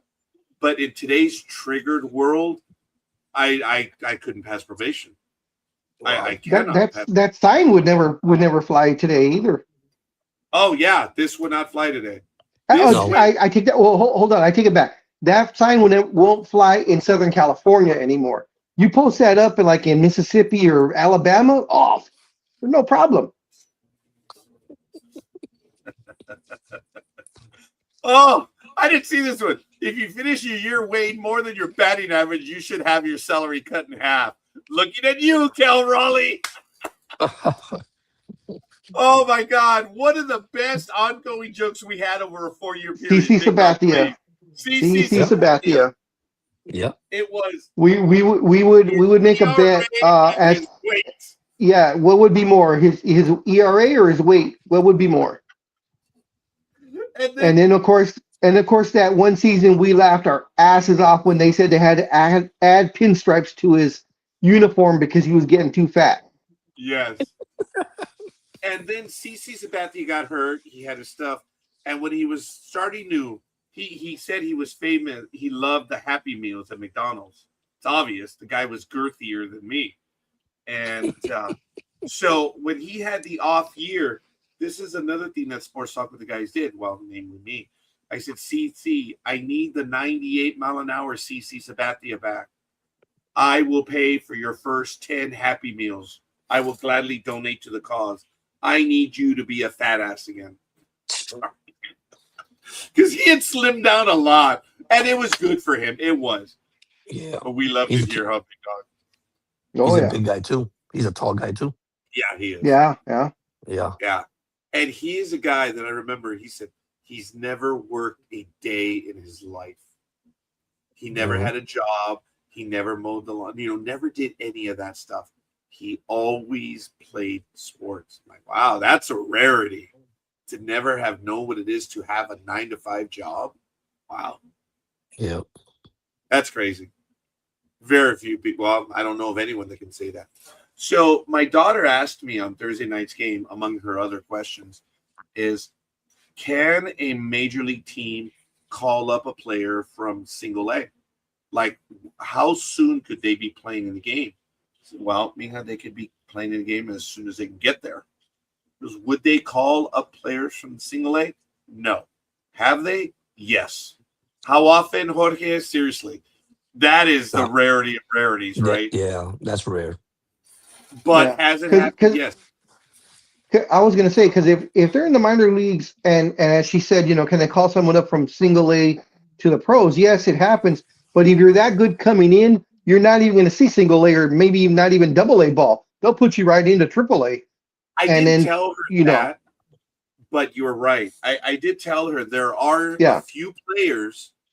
I need help on it, but I remember the last 2 players in the 70s and 80s. Oh, here's a trivia question. Who are the last 2 players in the 70s and 80s that did not play minor league baseball? They went. Andre Dawson is one of them, right? They went from college directly to the majors. I'm going to say no to that. We'll look it up. No, Andre Dawson, no. What about Dave Winfield? Bingo! San Diego Yeah. Padres. That's one of them. So that's one of The them. Yep. other one was an Atlanta Brave in Yes, the 80s. Atlanta Braves. Yeah. I'm trying to remember his Third name right now. baseman, Yeah. Oh my gosh. Bob Bob. Bob. Is it Bob Horner? Bob. No, Bob not Bob Horner. Horner. Yeah, Bob Bingo. Horner. That's it. Bob Yes. Horner. Okay. Those are the two that I know. That's why I said in the 1970s and 80s. Yep. They're not the only ones, but you can really count on your hand how many. Mm-hmm. Big Dog, what'd you find? I'm still typing. Yeah, okay, you're still looking it up. Yeah. That's a good trivia question. I love that Yeah. one. I know of two of them. I don't know very many. Not me either. I don't see no because mostly they goes from single A to double A to All right. triple A, and then they go to the majors. So here's a few. It says over 24 players in Major League history have gone straight to the majors without playing in the minor leagues. Wow. Famous examples it. include Hall of Famers Dave Winfield, 73, Mhm. Sandy Koufax in 1955. Okay. Wow. Among modern players like Jim Abbott, 1989, John Olerud, John John Olerud. Olerud Toronto Olerud, Blue yeah. Jays, New York Mets. in 1989. Mike George, Leake that's a surprise, huh? Yes. Mike Leake in 2010. Who the heck is that? Garrett I think it's Mike Leake. Crochet. Garrett Crochet in 2020. Wow. Oh, okay. So there And are- Ryan Johnson in 2025. Oh, okay. I just haven't been paying that much attention. But Yeah. guys, 12 players in the history of baseball. Imagine that. Oh, wow. Yeah. I didn't know. I didn't realize that about Jim Abbott. I'd forgotten about that. I That had he went straight to the definitely majors. forgotten about that. Yeah. Well, he had a sparkling spring training, dude. I remember he was giving up like nothing. And then they brought him up. So Garrett Crochet advanced directly from the University of Tennessee to the Chicago White Sox in 2020. Yeah. And then it says Ryan Johnson pitched for the Angels straight out of Dallas Baptist University without a single minor league appearance. Wow. Yeah. I was wondering. Thank you, Lito. I had not. I read. I don't know this kid. I read about him, and I didn't know they called him up. Mariners have called up Cade Anderson to start today in Double-A, guys. Yeah. Check that out. I think they're playing against the Cubs today. I think. Guys, in Double-A, 93 innings, 48 hits, 13 walks. That is 61 batters. This is where the whip comes into play. That's a whip statistic. Whip is walks and hits divided by innings pitched. If you have a 1.0 or better or lower, you are a god. A reliever should be at 1.0 or lower, and a starter should be at 1.2 or lower. So anyway, So what's his whip? Cade Anderson.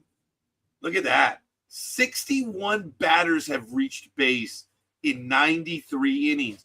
That means in 32 innings, no one has gotten on base, guys. No one.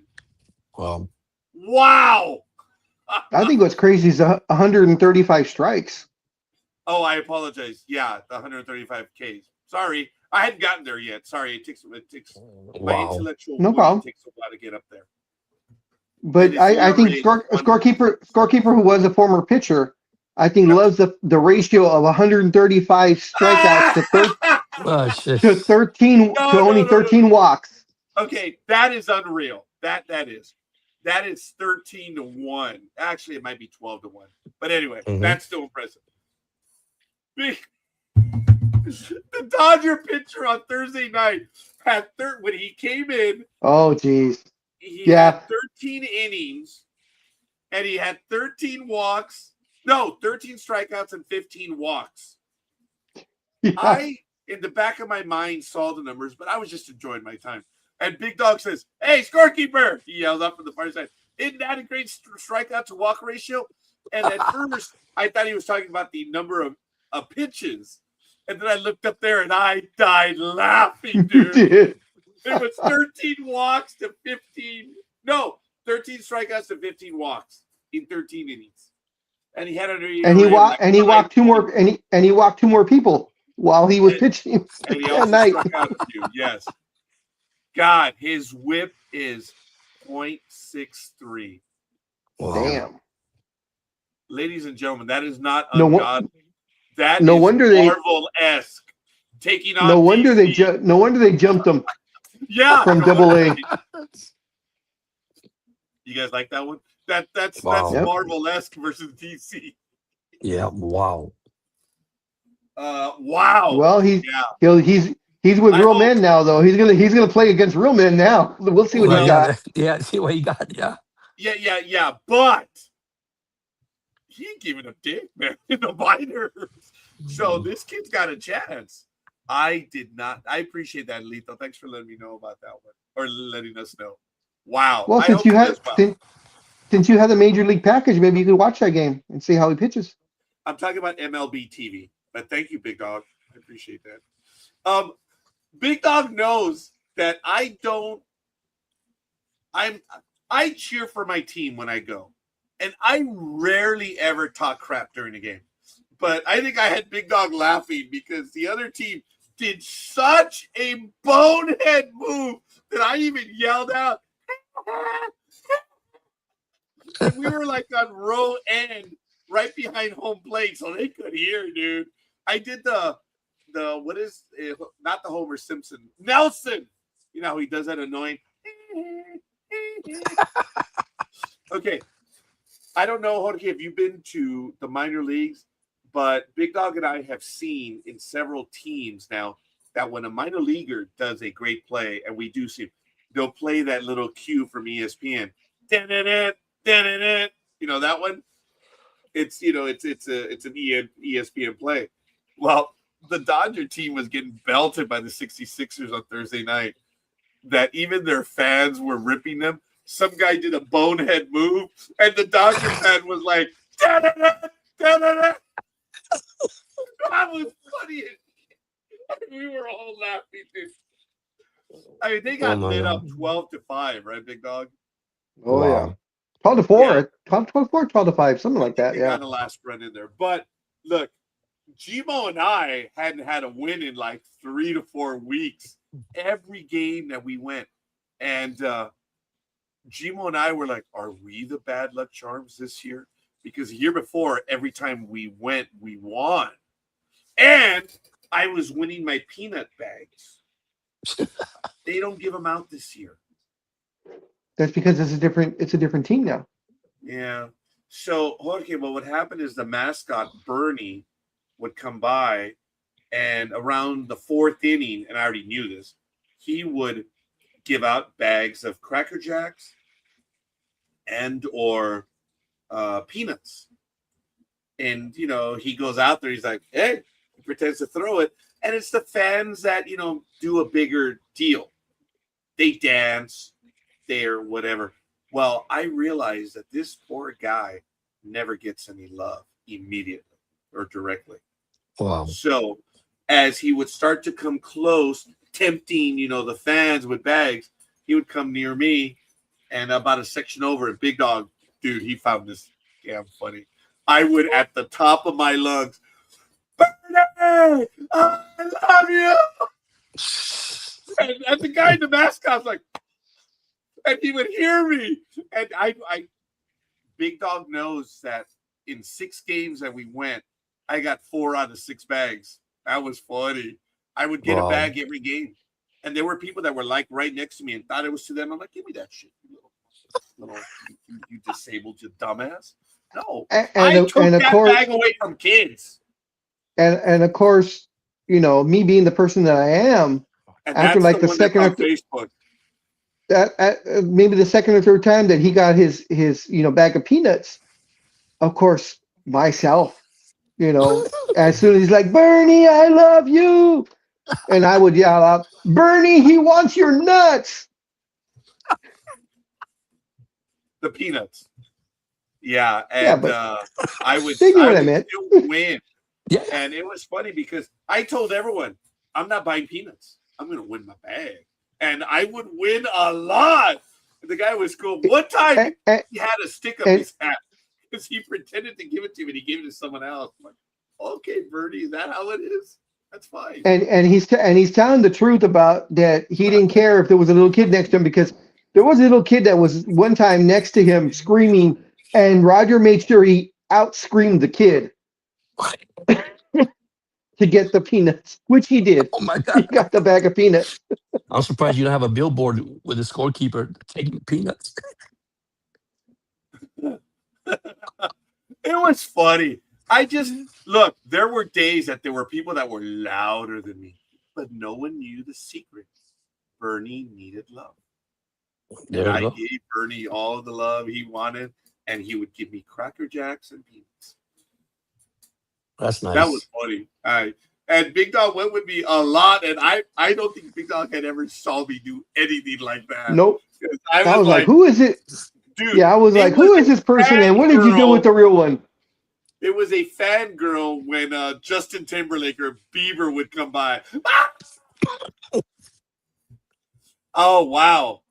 I think this kid, if he can maintain his composure, if he throws 4 pitches, oh love of God! Wow, fastball, slider, changing the curve. Look, a reliever can get by with 2 pitches. A starter needs 3. When you have 4, that just starts to get mean. And then you get Maddox mean when you can throw 5 to 6 pitches. Huh, Jorge? Yeah, you're right. If this guy gets another pitch, ugh. But 4 is still pretty good. Scorekeeper loves it, Jorge, that when, say we go to watch a game, at Applebee's or, B-Dubs or whatever, Scorekeeper just loves it. As soon as a pitch is thrown, they're like, that was a 2-fingered fastball. That was a split-fingered this. That was a 4-finger curveball. I'm like, Raj, how do they? He's like, they don't. They're just guessing. Yeah, I mean, even the machines up there. Now, Jorge, one of the most annoying, I always tell you, the announcer doesn't know what the pitch was. Right, Big Dog? He's, Mm-hmm. breaking ball over for a strike. Yep. What the F is a breaking ball? When he just buzzed the guy at 93 miles an hour? Yeah, a fastball. That certainly is not a fastball. Breaking ball used to be a curveball. Hmm. According to MLB, Cade is the 5th best prospect in baseball. Wow. Wow. Well, I hope. We'll probably do it. So what my daughter does now is when we're at a minor league game, she will, especially if we have the fence or whatever, or just one of those little wire fences in front of us, my daughter gets the hairnets and she puts the phone right there in front of us. So we're watching the minor league game and we're also watching MLB TV. My daughter, she loves MLB TV. And Big Dog, she is like us. We're baseball fans. And we'll watch other teams. Jorge, do you do that as well? Will you sit down and watch a non-local team? yeah, I've done it Yes. before. Yeah, I like Yes. that. I like Yeah. something different. It's not just our team, our team, our team. I like something different. I like to see players and no players and all that. Yeah. I mean, it's good. It's good to know to see that. See my wife. I got my wife involved in that. I mean, we go to Hooters to watch football games. She goes, "Why you take me to Hooters?" Well, just to see the chicken breast. I mean, to watch the football games.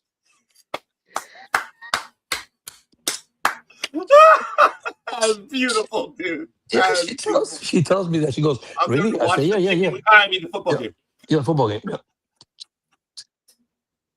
Oh, when we went to the game, we were hoping because they were 1 run short. Had the Ontario team scored 6 runs, we would have had Hooters wings. And Wow. I had a Oh, party that's of right. 6. Yeah. Guys, a party of 6. That was a full meal of chicken wings. Wow. So it Yeah. was. If the team scored 6 runs, you would get six free wings from Hooters. We would have made the time to go. So we are going to go back one more time on September 3rd. But your comment now, Big Dog, you've now been to 3 minor league Yeah. teams. The only one I haven't been to is the Storm. Yeah, which I have, and I'm hoping to sneak one in, but I don't think we're going to do it this year. But anyway, what do you think now of especially the Ontario team?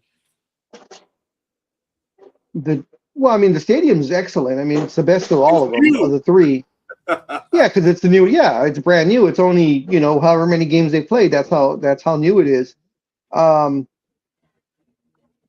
It's a fun atmosphere. I think it's more of a more fun atmosphere with the 66ers. It is. It The, is. even the games they were playing with the tower buzzards.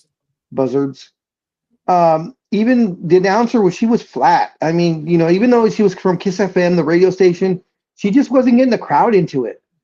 I Right. mean, they were playing the games and stuff, and no one really even cared.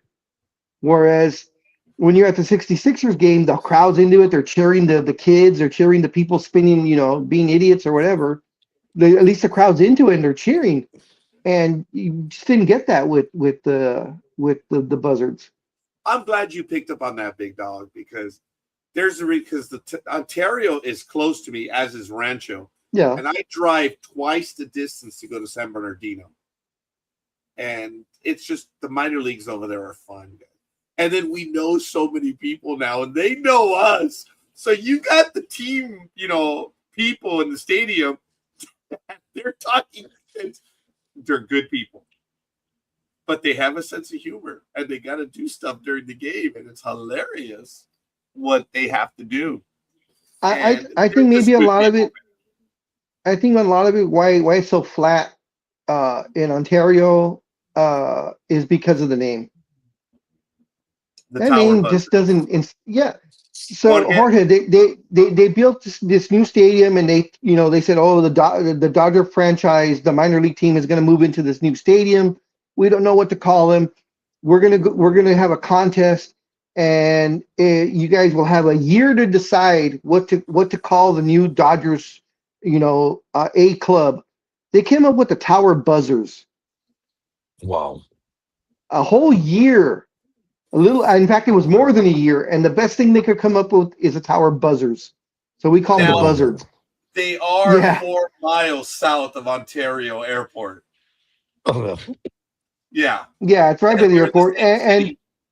And what's funny is like all the ushers are dressed as flight attendants or pilots.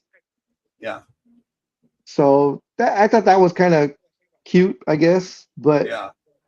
it's still but you flat. guys, The whole place is. but what you guys say is true, man. The minor league baseball is probably more fun than the major league baseball. Don't get me Oh wrong. yeah. When I used to visit my daughter in Memphis, Tennessee, in Memphis when she was going to college, we used to go Uh-huh. and visit her, and they had the what was the San Luis Cardinals farm system. Oh my God, man, that was Okay. nice. I mean, that was. Yeah. I mean, you Yeah. see, the atmosphere is different. It's more fun. Yep. It's more. I don't know. You look at baseball. Okay, yeah, well, it's professional baseball. It's major league, but the minor leagues looks amazing, man. These kids fighting for position, fighting to go to the Yeah. majors. I mean, you have fun. I mean, I like it. I took my wife, and she said, "Wow, George, I've never been in one of these." I said, "Well, every time we go down there, Yeah. we'll see it, and we enjoy ourselves." Uh, the I always warn everyone because I take a lot of people to the minor leagues. I just love doing it.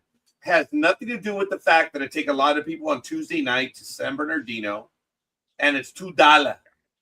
I can't make it up. They're Tuesday night home games, guys.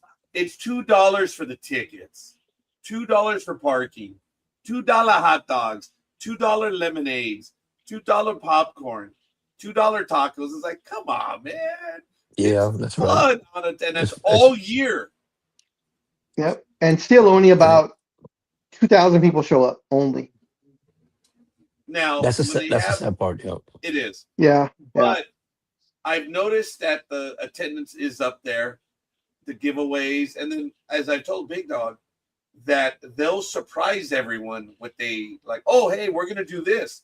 Like there was a day that we were gonna go on. Their giveaway days are on Saturdays. We have Tuesday and Friday tickets, and they've still given us stuff on Fridays. Like they gave us some bandanas a week ago. I'm like, oh geez, baseball bandanas. But Jorge Peter, let me tell you, they put so much clothes on our backs. It's ridiculous. I have so many jerseys now, so many caps and stuff. We're in. We're in with the 66ers, as in That's Route nice. 66. That's nice. It's fun. We're meeting there. We have established connections with other fans there. And they're there not necessarily for the team. They're there because it's fun, and the people that work at the stadium. I I think it's a know a great lot of them by name now. I think it's a great family atmosphere. That's the way I see it. Yes. Yes, I mean, exactly. that's the way I see it. I mean, I've been to baseball. I've been to see the Braves here. I'm not impressed when I look at the Braves. I go to the stadium and it's like it's like a regular game. But when you go to the minors, it's just something different about it. Yeah. I don't know. I mean, that's how I feel. I mean, don't get me wrong. I know, like I said, once again, they're professional baseball players and all that, but it's just it's not the same. In my opinion, thank you, Jorge. In my opinion, Lito, what's a sweeper? It's a kid today that doesn't understand what a slider is. He Hmm. just named it differently. A sweeper is effectively a slider. They're morons. The fork ball used to be called the split finger, and Hmm. it's just they're idiot. They're ignorant. Sorry. For being a sports commentator, I am negative, but I love what I do. But things has changed a lot, man. Things has changed. I Oh mean, no, no, no! why? I am negative. Oh, sorry. Oh, No, I know, but listen. I'm like you. I mean, I grew up in the '70s and the '80s, and I look at baseball now in the 20th century. I mean, the 20. I mean, come on, man. It's what happened to the fastball, curveball, slider, split finger, knuckleball. What happened to the knuckleball? yeah. As a matter of fact, my office manager's dad play. I didn't know this, and I went over the house on Sunday because we went to Disneyland, and I picked her up at the house, and her sister went along, but they purchased. They went to Carl's Jr. Oh, talk about winning me over! How hard is that? So we ate a meal right before we went, and I was talking to the dad who I've known a long time, and they were watching the baseball fan. They're Dodger fans through and through, and I hey, um, yeah, I'm not gonna get on the Asperger, where that is. If you're a Dodger fan, just kidding. That was rude of me. That was rude. No, they're Dodger fans, and it turns out that he played minor league ball in Tijuana. He was a pitcher, and we just started getting into it. And I'm like, oh no, no, no, no! You actually played for money. I paid money to play. He laughed when I told him that. And I said, "Look, I played in all the semi-pro leagues here in California, in Southern California. It was my thrill. I played anywhere from 70 to 100 games over 3 years. That was it. I was fortunate. I was on the varsity team, but as I told everyone, I was the ninth man on our 8-man pitching staff. Go figure that. I didn't even get into the blowout games. I did get into a lot of games every year, but I did as pinch runners, defensive replacements. I mean, I was on the team. I got into a lot of games, but I didn't, I was happy to be on the varsity team. I had no business being on the varsity team, but I hustled every year and I was lucky. The student body was 150 kids in 4 years. That's All guys. Don't forget that part. it was a seminary, all right. That's what I'm saying. All guys. Yeah. Well, I don't know. No, just kidding. Yeah, It's funny. It's funny you say that. My dad passed away. He used to be a Dodger fan. Man, he should sit down and tell me things about the Dodgers that like, wow, man. In the back in the old days, with the Brooklyn Dodgers, I say, wow. I say, how does this man know all this stuff? And he used to be a Cub. He used to be the Ernie Banks, because we live in Chicago. And really. then Yeah. yeah, yeah, yeah. He loved Ernie Banks, and he was telling me stories about him. I mean, me growing up, and he was saying, man, he talked about Tommy Lasorda, Fernando Venezuela, Steve Garvey. Oh my God! I said, listen, Ron Say, I said, those are players just amazing. Love the sports. Of course, the last one, Kirk Gibson with the, I used to call him with the batted egg, hit the home run against what, Dennis Eckersley. Remember that? Oh Oh my God, gosh. Yeah.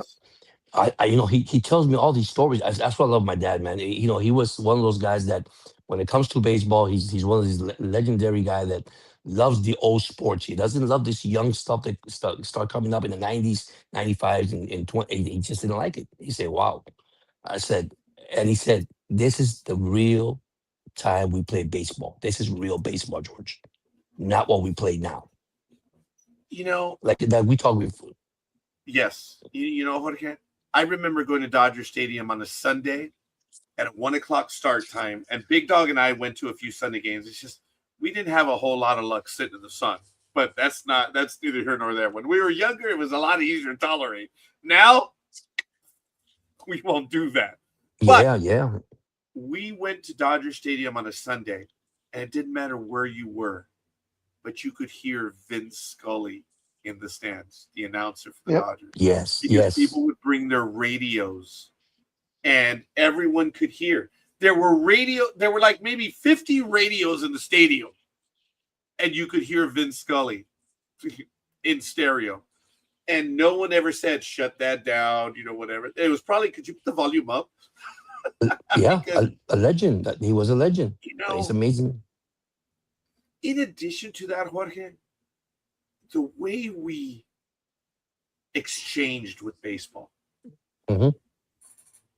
And I guess I love baseball in every which. I love baseball. And people look at me like, oh, well, which team do you like? I love baseball. And they think I'm a leper because I will watch other teams. I'm like, you know what?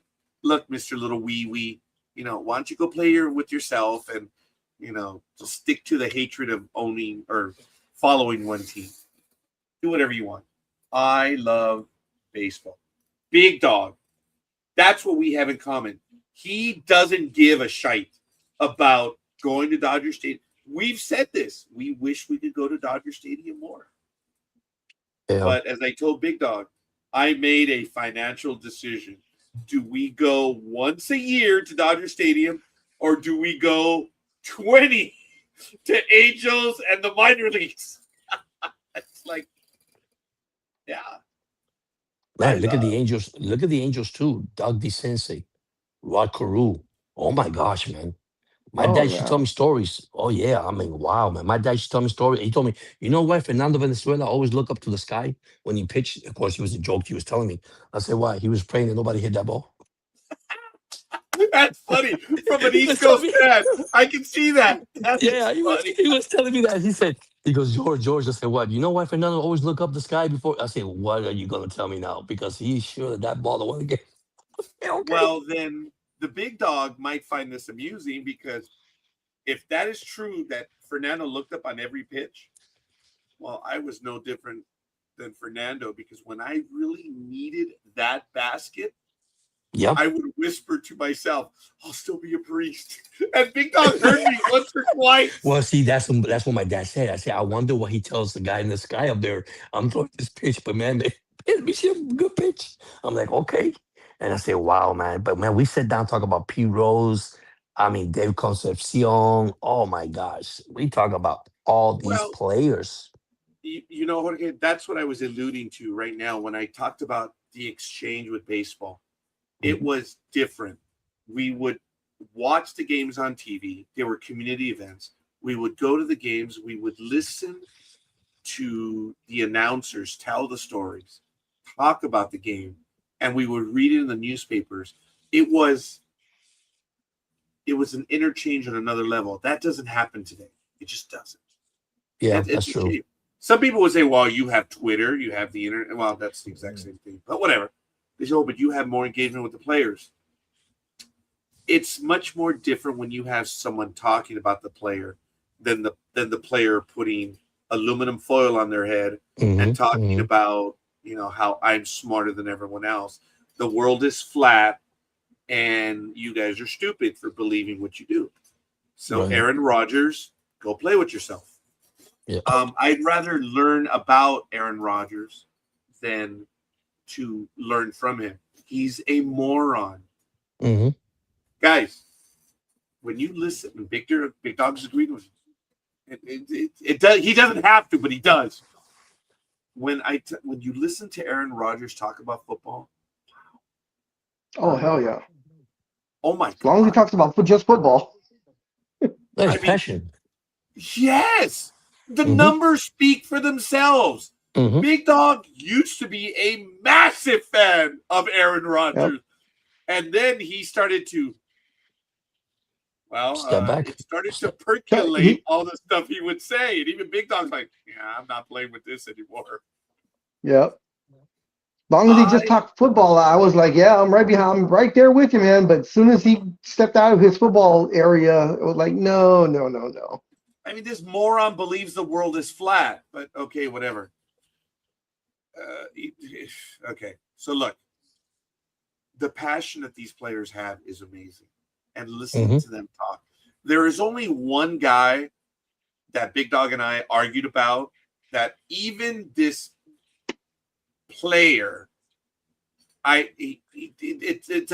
it's not even a dime up there. The dime is looking to make change because there's nothing up there, and that is Michael Jordan's number 2.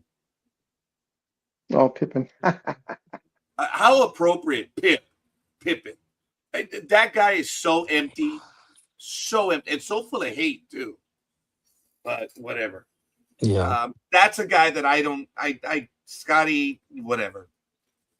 I just don't have time for it because I just don't.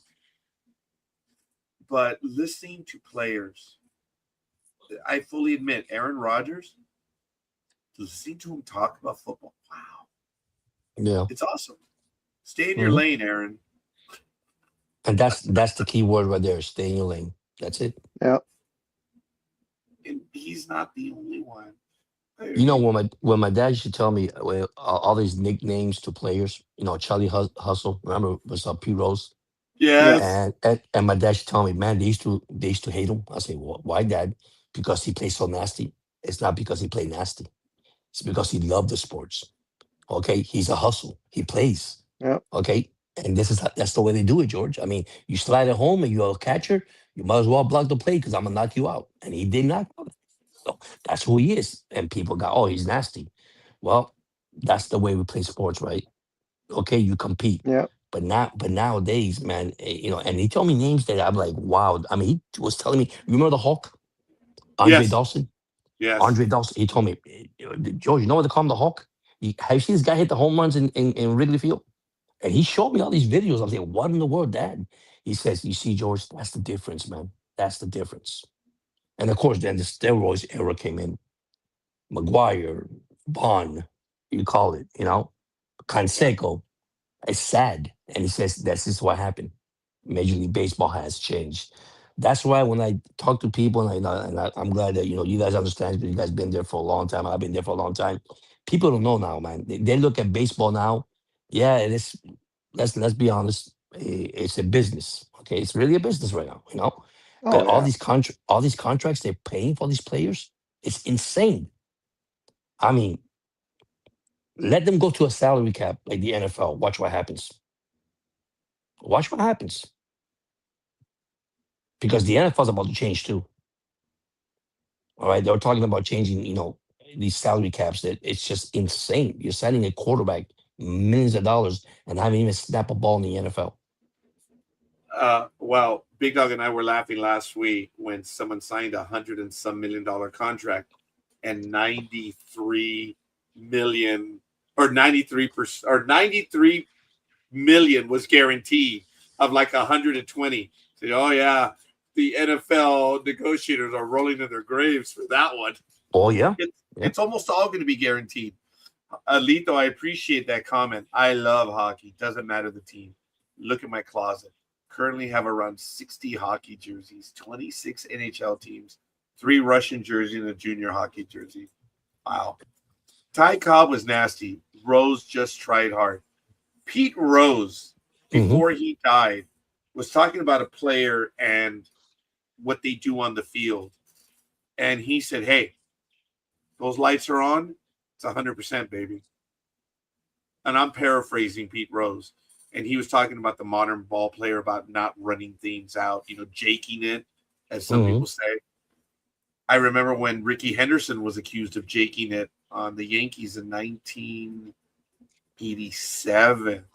Yeah, and I was like, "What the hell is jaking it?" And I found out it was. I'm like, "Ooh, that's a baseball pejorative. If you accuse someone of jaking it, yeah, that's so." So anyway, Okay, that one derailed. Oh, P Rose. Okay, he talked about if those lights are on, people are paying. Shut the F up. That's true. Yeah. I mean, that's a sports. I mean, you come to see the best player in baseball. A guy that comes in that can play first base, third base, he can play whatever he wants to play. Hey, go out there. He's gonna hustle. He's gonna do it. My dad said, "Have you ever seen P Rose jersey clean?" Yes. Only when he And stepped out for the very first time. That was about it. yeah, when um when they announced the players for the All-Star game and he's Hmm. lined up, that's the only time it's clean. There you go.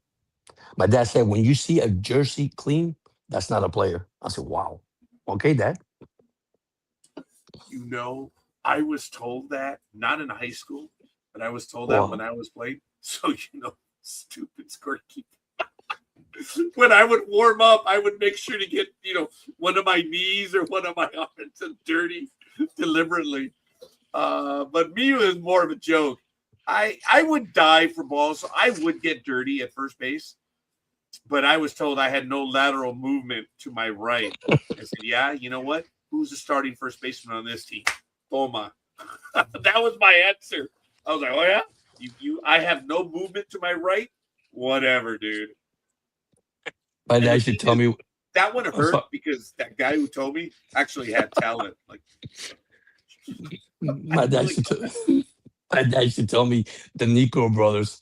He goes, when they're dirty, it's because they're nasty, because they're cheating. They had pine tar. that's funny. That is. But we learned about baseball in many forms, Hmm. from the announcers to newspaper to the radio, television. It was it was an experience, and our parents told us the stories also.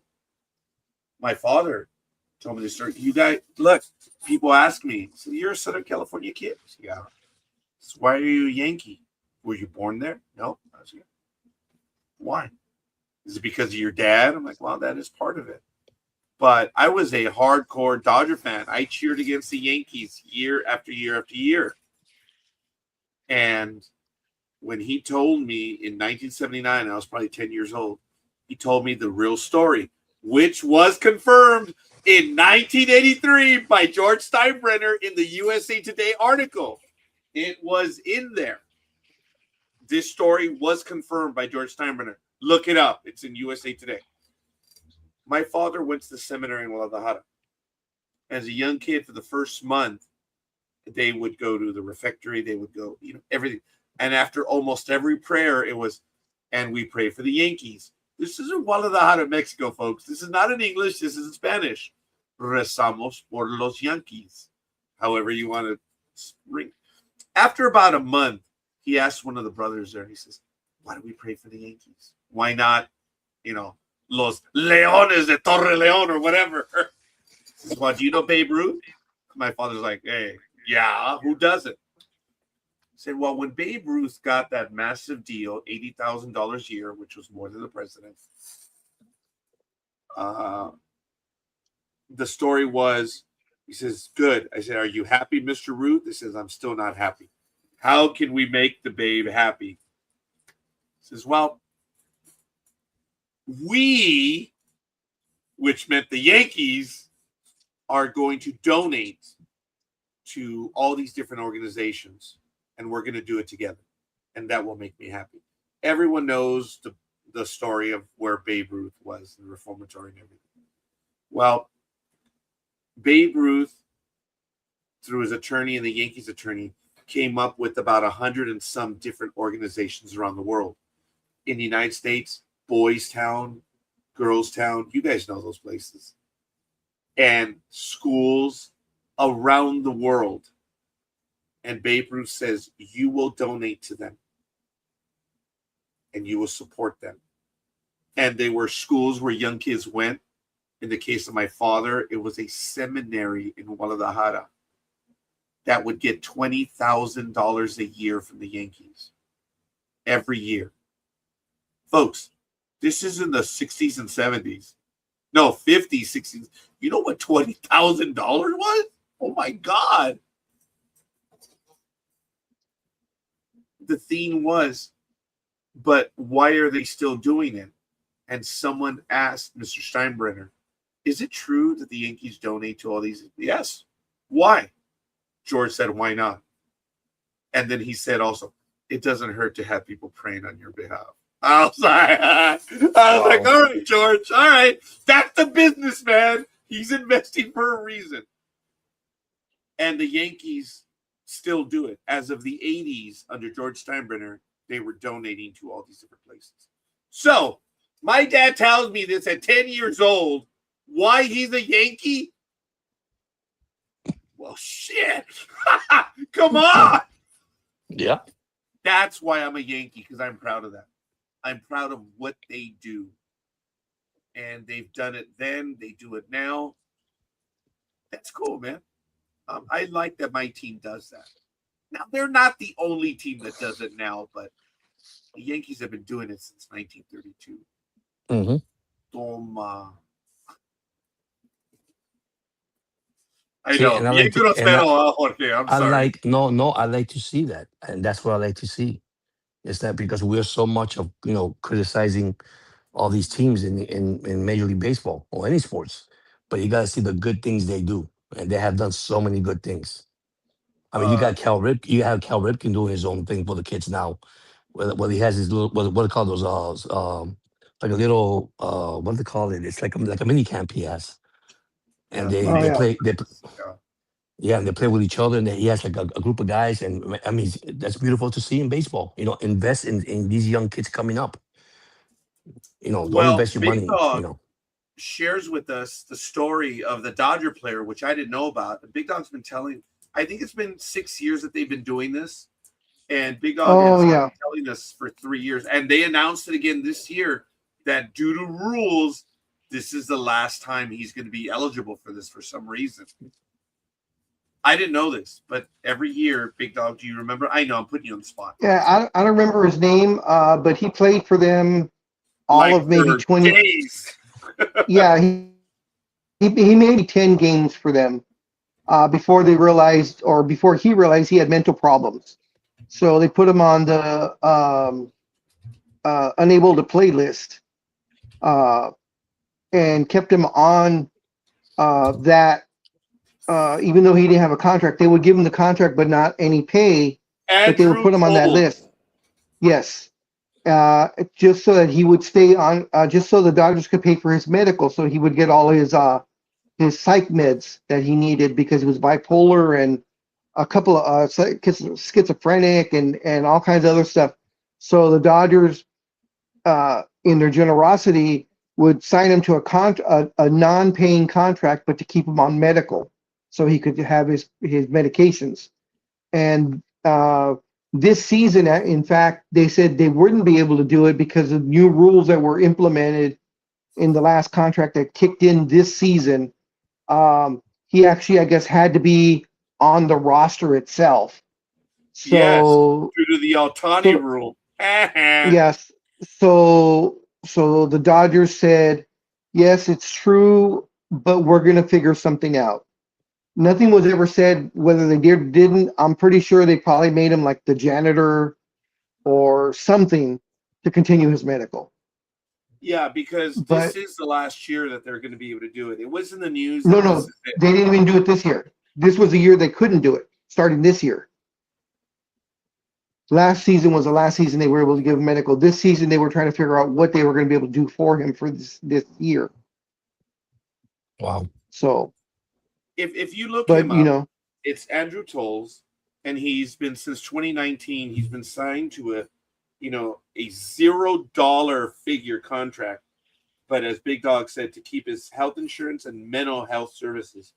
Tolles, who is 30, has not played in Major League Baseball since 2018 and has been on the team's restricted list since 2019 due to ongoing mental health issues. He was diagnosed with bipolar disorder and schizophrenia after being hospitalized in 2018. In 2020, he was found homeless in Key West, Florida, and his father, Elvin Toles, took guardianship. Mental health conditions like schizophrenia carry high personal and economic costs, with lifetime costs estimated in the millions for each patient. Without insurance, tolls would have faced significant financial and medical barriers. I have to tell you that my spouse was diagnosed with schizophrenia in 2020. She was twice. And there were times that it was very difficult dealing with her. I'm not going to get into it. Everyone knows what happened in February and in September of 2020. I'm not going to speak badly of her, even now that she's passed. But it's rare when adults catch schizophrenia. That's why there was like, well, how does she have it at such an older age? She was diagnosed by 2 different doctors, same thing. So I've been told schizophrenia is a catch-all, but it doesn't matter. I could tell after some time that she did have something. I'm eternally grateful for my medical coverage. I would not have been able, we would be destitute if we didn't have insurance because of her costs just for the schizophrenia, which was crazy. So I understand that people don't have health insurance. My God, it's not even miserable. It's just, it's horrible. Yeah. And I'll Yep. give the Dodgers their credit also is they didn't go out and seek this, they didn't tell everybody, oh, look what we're doing, look at us, look at us. They kept this quiet for so long, and when reporters would come and ask about it, they would just say, yes, this is what we're doing, and that would be it. They didn't want the fanfare. They just felt, in their words, since he was in the Dodger, organization, he's family, period. And we have the means. We can give him his medical, and it does technically. They're saying it doesn't cost him anything, but of course, for them it's a tax write-off, of course. But the fact that they're doing this and they didn't say, look what we're doing for this gentleman. They just did it because it was the right thing to do, and they had the means to do it. This is a guy that played days with the team. And they did it, as Big Dog eloquently stated earlier. Does MLB still have the Inner City Academies? I thought they did. I looked it up, and yes, they still do. MLB still operates inner city style youth academies through its Reviving Baseball and Inner Cities program, the RBI. That I had forgotten. That one does exist. That's the successor program. So, while the term inner city academies is not used, because I'm sure someone got triggered, is not used officially. Thank you, gentlemen. Come on! MLB's Nike RBI initiative continues to run more than 200 cities across the U.S. and internationally. That's what it's called now? Baseball and softball programming for underserved youth. So they still do. It's approximately 100,000 participants annually. Wow. That is cool. It is. It is good. I'm glad you went back and said underserved, because you sound like you said undeserved. Oh. Underserved. I'm glad you went back. I sorry. It's my accent. It is my accent. I sorry. Big Dog knew that the 66ers changed team names and they're now the Mariners. So we got all brand new players. But I don't think he was there with me on opening day. But some of them, I came up with nicknames right away. My favorite one is the catcher, Grant J.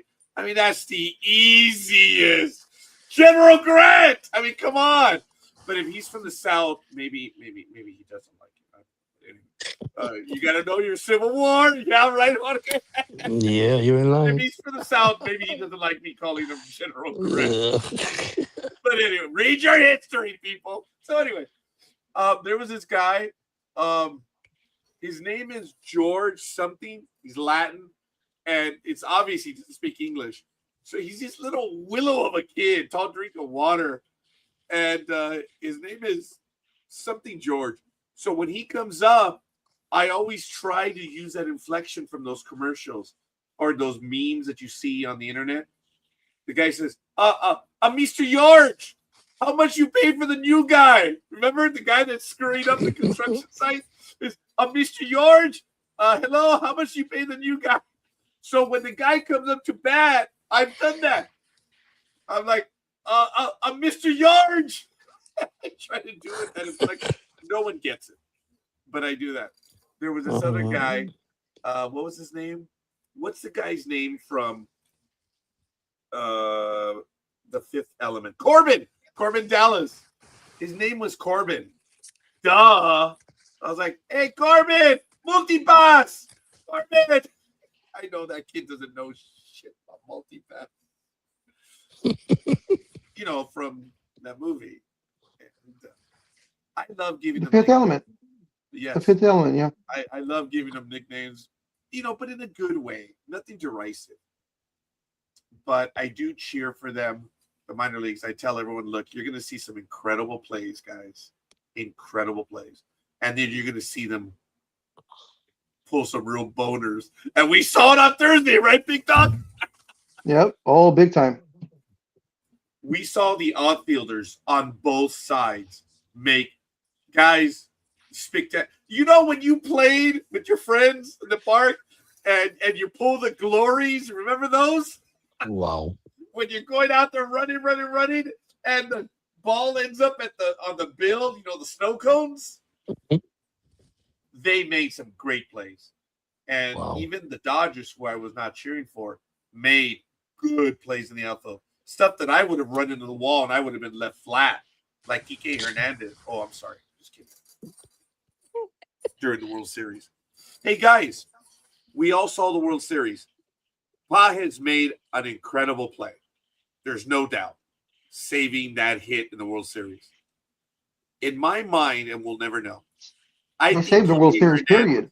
Yeah, he did. I believe Kike Hernandez had a beat on that ball. He was going to make that catch. He's done it. Okay, yeah. I have a compatriot, someone who I respect, and he tells me, no, he's not making that catch. I was like, well, okay. I just want to know. It's an opinion. We'll never know, guys. We'll never know. In your minds, does Kike Hernandez make that catch? And you know what I'm talking about, right, Jorge, at the very end of the World Series? The World Series, yeah. And he was lying on the floor. He was asked why. He says, I thought we had dropped the ball and we'd lost the game. That's why he stayed on the ground. And Bach's like, get your ass up, dude. I caught the ball. That was an amazing play, folks. It was.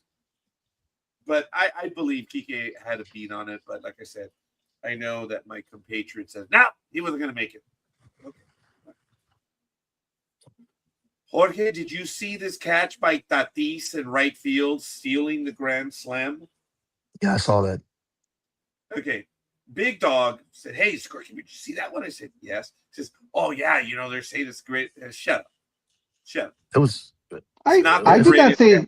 You told me that they were saying that. It looks like a routine catch. I'm sorry. It doesn't look. I mean, it was a good catch. I mean, he went over the fence to catch it. It was an exceptional play, but the greatest catch of all time? Oh, nowhere close. No.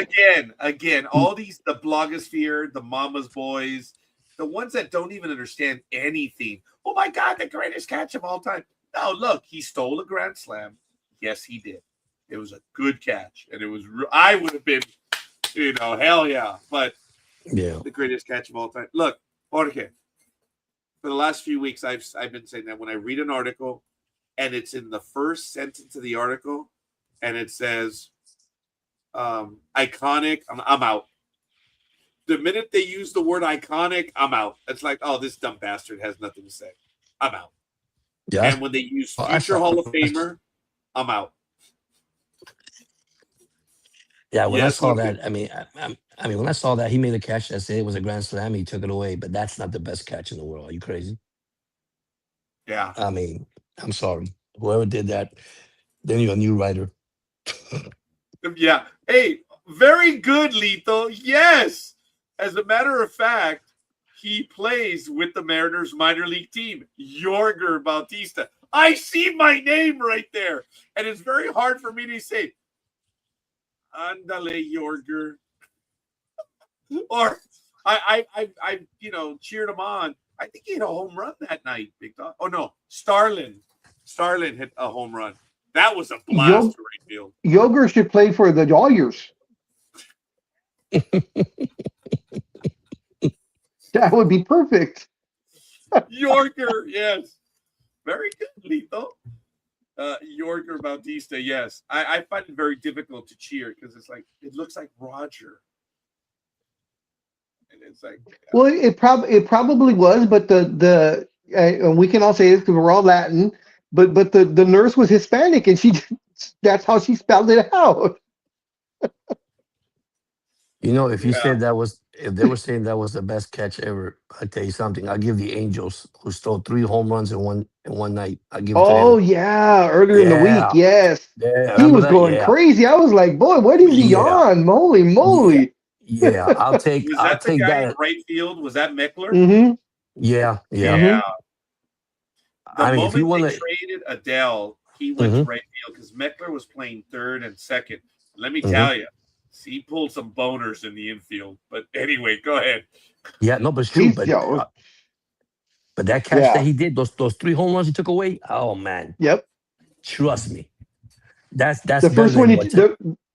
the first one he took away, you're like, yeah, and then he does it again a Yeah. couple innings later, and you're like, holy moly! And then the hmm third one, and even the announcer's going, is he going to do it again? Yeah, yeah, he did. That's exactly right. And he did it again. For Wow. the love of God, Lethal. I agree with Lethal. I've seen that catch. Look, guys, it's the catches that we see that are going to stand in our mind. Big Mhm. Dog and I did not see it live, but we saw the game after. And Angel Stadium had a booth behind right field with the microphone and a video, and you could call the famous what in many parts of the West Coast, if Yeah. not Western America, is referred to simply as the catch. Are you possibly familiar, Jorge, without the catch? That's all. In the West Coast, it's called the catch. He is an angel. Do you know which play we're talking about? Well, it's okay. Angel got so many of them. Even Actually, they Trout made do. some. Yeah, Trout got some good catches too. Jim Edmonds. Oh, Jay Emmons, yes. When he was playing shallow, boy, was he playing shallow. I mean, Jim Edmonds was a funny character. hmm That guy loved baseball. And stupid hmm Angels, it's like the players didn't understand him. And he was traded and he becomes a monster in St. Louis. But anyway, I was there when Jim Edmonds debuted. I was also there when Lee Stevens debuted. Gary DiSarcina, not Gary DiSarcina debuted somewhere else, but his first home game. I was there. And there were a few others. I had the thing where I went so often. But anyway, the catch, Jim Edmonds. Yes. One of, at least in the last 50 years, one of the Oh yeah. that is I one of the mean, better catches of all time. Yeah. as soon as he made that catch, it was immediately compared to He Willie Mays' knew it, catch. dude. What? Yeah. Oh yeah.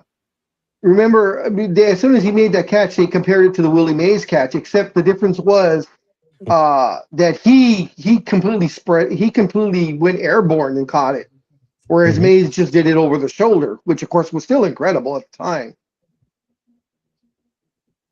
Yeah, Now, that's the one. That's the remind one my me, dad showed me. remind me, scorekeeper, remind me, scorekeeper, who were the two guys in the '80s that were right and center that you had to build a fence between them because they kept hitting each other? Brian Downing Yes, and and Fred Lynn. Fred there Lynn. we Yeah. go.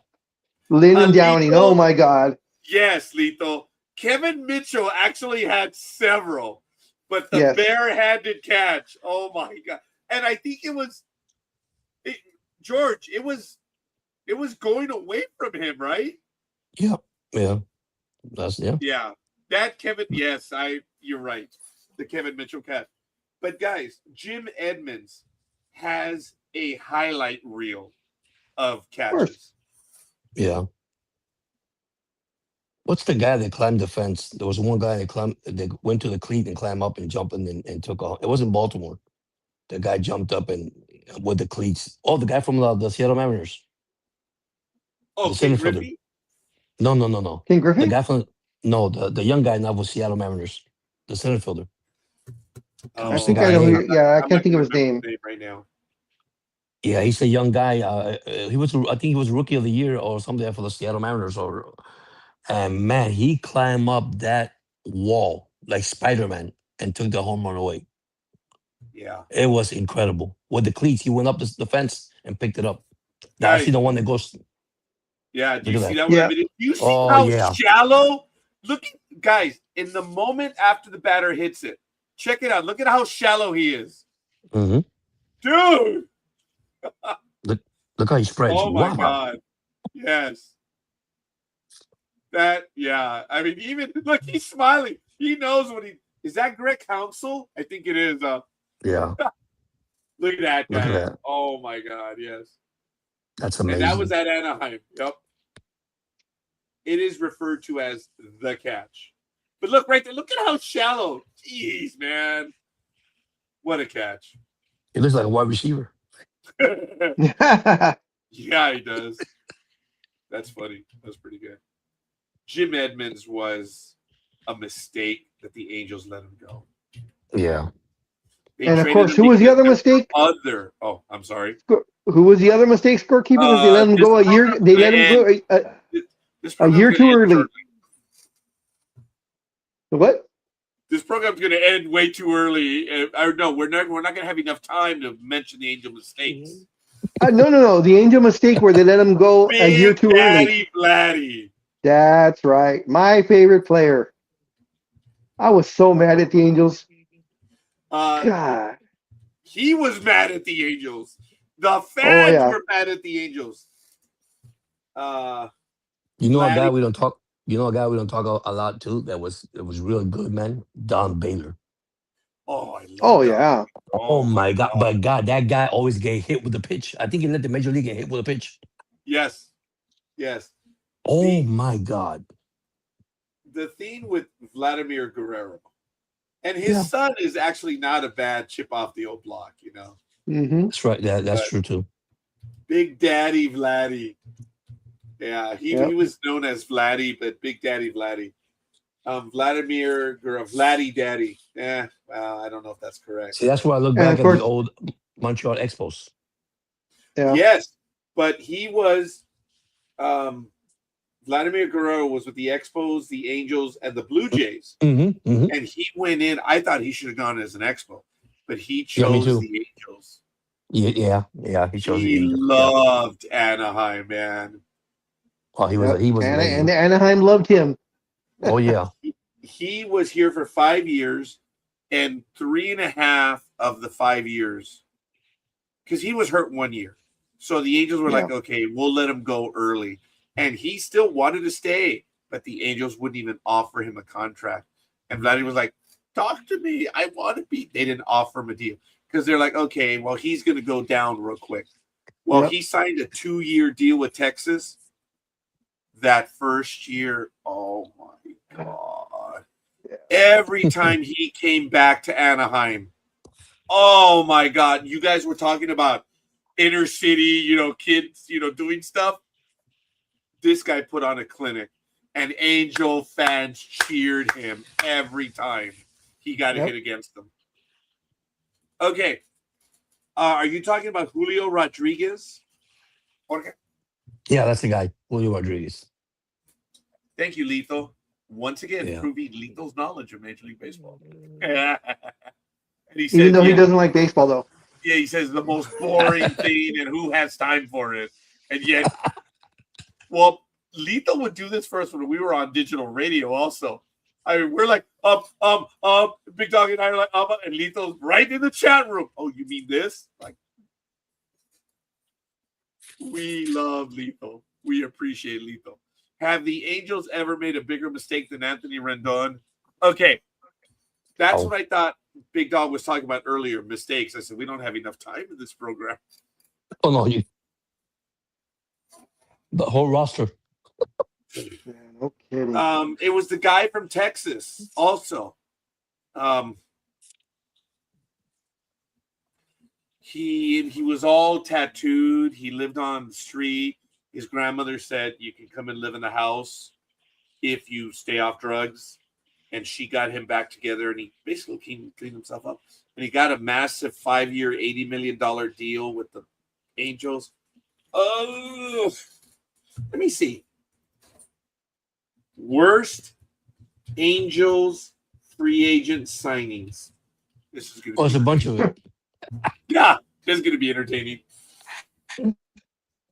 Okay, I don't believe that Albert Pujols was a bad signing. It wasn't was. good, but Yes, it he was. still delivered. He still delivered. Okay, That's number debatable. 1, Anthony No, he was good. He Rendon, was good. He was good. $245 million for 7 years. Ooh. He averaged 49 games played a year. Damn. Okay, Albert Pujols, $240 million for 10 years. C.J. Wilson, Oh my God, that was a waste one. 5 Oh, years, I remember that one. Yeah, I Yes, remember $75.5 that. million. Yeah, that kid. I Oh my remember gosh. that. Yeah. Yeah, that Damn. was I bad. forgot all about that one. I forgot about Yeah, that one. Yeah, CJ boy. Okay, that was in 2011. Julio Teheran, 1 year, $9 million. He went 0-4 with 10.05 ERA over 31 and Cy a Young. third innings in the COVID season. Yes, Vlad the Impaler. That's right. He also had that nickname. Wow. Joe Blanton, 2 years, $15 million. He was a reliable back end starter, Yeah, he's a and bad he boy. was 6.04 ERA. Oh, Yeah, he's a bad boy now. yeah. Matt Harvey. Oh, oof. Yeah. Failed to return to his dark night form. Harvey went 3-5 with a 7.05 ERA in 2019. You are Zach my father. Cozart. I remember this one. 3 years, $38 million. Wow. Zach Cozart. Yeah. And then Jesse Chavez in 2016, 1 year, $5.75 million. He posted a 5.24 ERA in 21 starts and a 5.84 ERA in 17 relief appearances. Wow.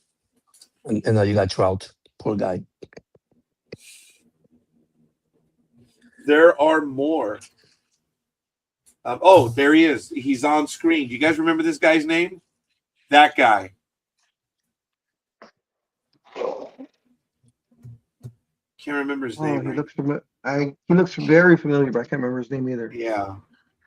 But these are the 15 worst. Wow. There's Rendon, Pujols. There he is. What the hell's his name? Josh Hamilton. Josh Hamilton. Yep, thank you, Lito. God, I'm telling Texas you. Rangers. Josh Hamilton, yeah. That was Rendon. Weaver. I don't know if that one was bad.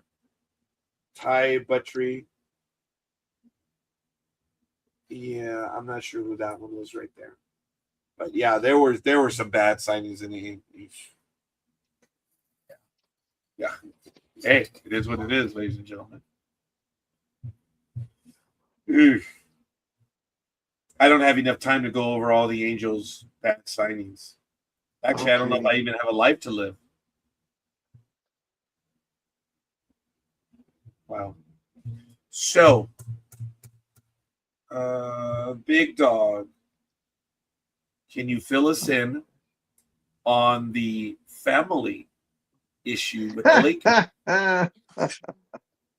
All right. So last week we reported, of course, that Mark Walter was selling to Bob Iger, and I forgot the son-in-law's name or whatever he is, for a profit of $2.5 billion in just 14 months. Some say less than that because he bought the team in July, and it was approved by the NBA in October. So whichever date you want. From then till last month, or earlier this month, excuse me, it went from $10 billion to $12.5 billion. That was That was done on a Sunday. The talk started on a Sunday. By Tuesday, the deal was done. The following Monday, it was announced that the Laker Family Trust were going on what's called like a tag along that's in the contract, which was in their contract that if the Lakers were ever sold, they could also sell their percentage of shares for that same valuation. So the Buss family said, hey, all of us, all six of us have decided to sell our 17.8% to Bob Iger also. Yes, I'll wait. I thought it was 5. We don't know. Originally, it was at all six. 2 hours later, after, where everybody's talking about it, Jeannie Buss says, hold on. It was not all six of us. It was the 5 siblings, but I am the main trustee. There are 3 trustees, and all 3 of us have to agree on a sale or partial sale or whatever. Otherwise, the sale does not go through. I did not give my approval. I did not vote. I abstained. I did not even show up via Zoom or live. So she is now disputing the sale. The following day, the 5 siblings all said, we want to sell and we believe we have the right since we outvoted her 5-1. Jeannie, a couple hours after that statement was given, she comes back and says, well, my lawyers and myself believe that the 2018 judgment, when my brothers were trying to oust me, said nothing can happen since I am the governor and I am the, in essence, the lead person on the Buss Family Trust. If I don't give my okay, nothing happens. And I have not given my okay. So it is in dispute right now. Their sale is on hold.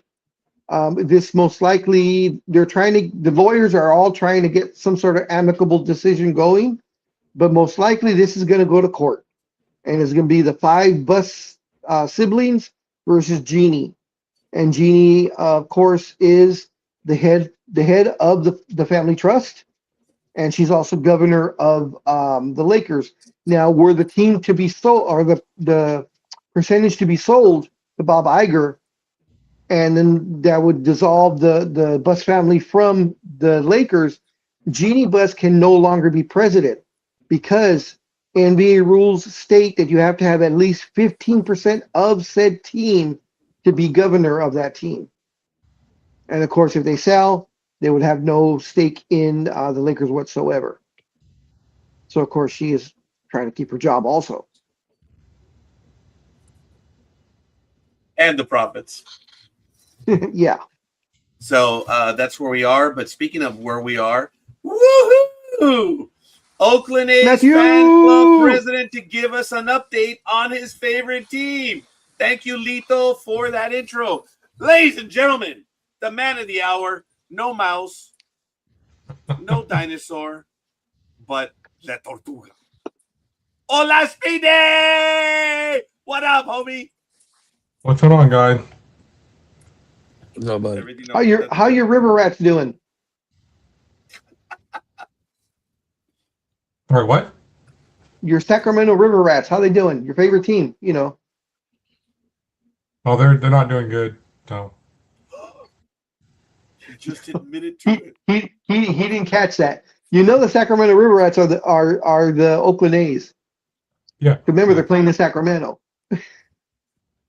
We know that your Giants aren't doing good. That's okay. We don't mind.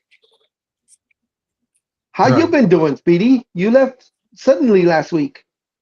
Well, because it's different on mobile. This is all different on mobile. So I was like, what happened? And I tried to get back in, and it wouldn't let me get back in.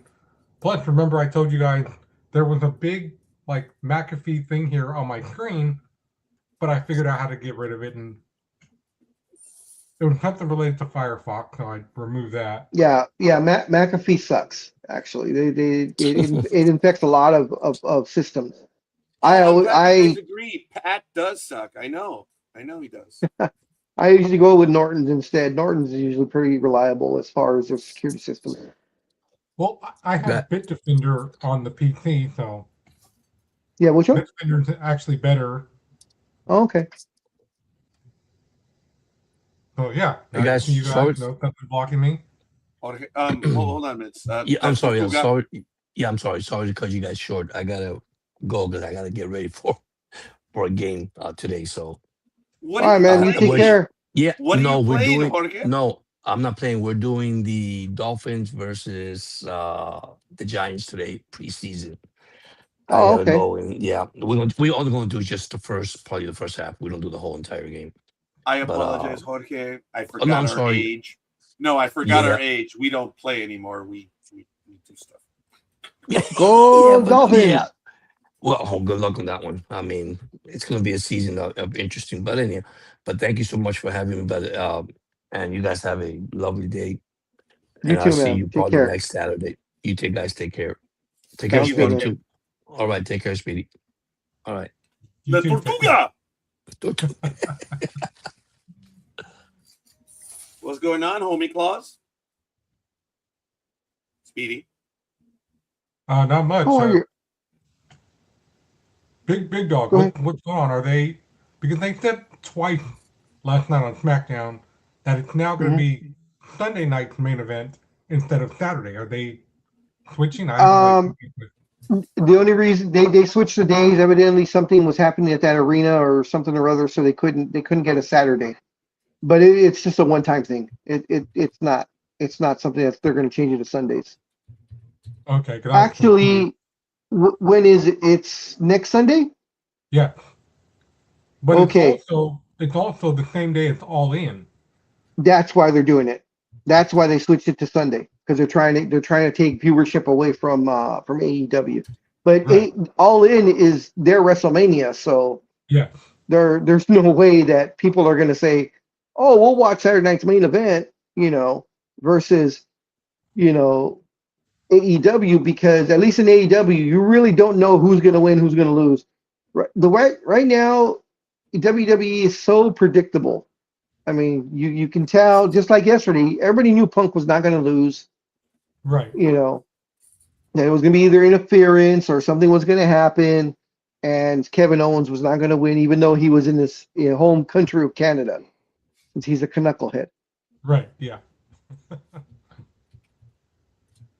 But yeah, I don't know. I'm just tired of. I'll have WWE on, like I'll have Raw or SmackDown on, but it's on in the background. I'm usually scrolling or watching something else, and then I'll just look up every so often because it's the same old thing, the same people every single show.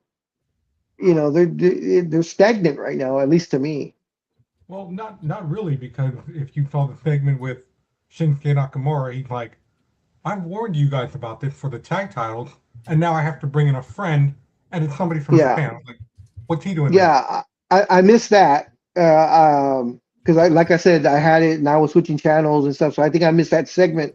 But I'm glad they're finally using Nakamura for something. I mean, he's such a great talent, and he's so underused, and he's been used wrong the entire time he's been, in America. Because he went from Japan to WWE, and they just keep trying to reinvent him and reinvent him. They're just not letting him do what he was good at when he was in Japan. And now he's been here for what, 7 years, 8 years, and he came in late anyways. He was already in his mid 30s. So, you Yeah. know, but I'm hoping that they do, they give him one good run before he has to leave. There's a lot of people that they tried to sign before they left, and they let their contract run out. Yeah, yeah. What I'm surprised is Bailey. It looks like she's a free agent right now, because I've seen her showing up on videos where she's showing up at different like wrestling conventions, Yeah, and they're not I've seen them WWE too. sponsored. Right. So I think she's in between contracts right now, and there's of course a lot of talk that she's going to jump to AEW, and somehow they're going to work it in that she's going to be like Mercedes's mystery partner or something. Right. Yeah. I'm As you can looking tell, into. Scorekeeper is so enthused with our I'm speak right listening now. to you. I'm listening. That's why I I'm like, know, okay, I they're know. transitioning. But I apologize. I'm tired. I'm looking into to finding out if the Japan stuff that they had in San Francisco a few years ago is coming back because I want to go. I've never. Was it New Japan or was it the other one? I think it was New Japan. Remember you told me about that? That Yeah, yeah. it's like They seem to have scaled back as far as the West Coast is concerned. I've noticed a lot of the New Japan stuff is happening on the East Coast or the Midwest. They haven't really come out here too often. What do you say now? Tony Khan is the absolute worst. Way too many people. That is true. Never gets to do anything because Tony's too busy blowing up New Japan and CMLL. Yeah, yeah.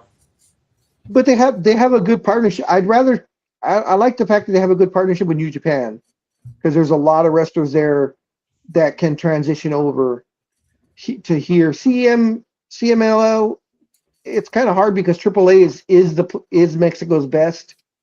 So CMLL, they're okay, but it's not AAA.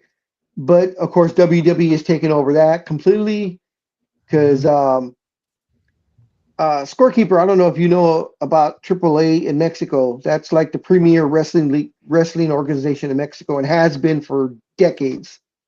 Yep.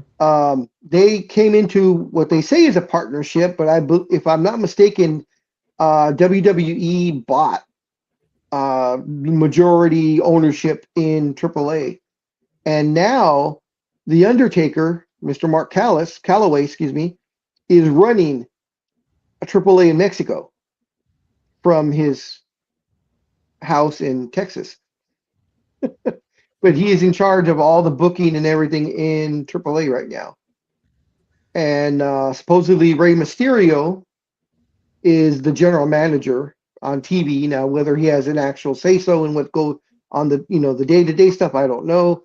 But it is confirmed that the Undertaker runs AAA, and that's why a lot of the English wrestlers, or excuse me, not English, a lot of the American wrestlers now hold most of the titles in Mexico.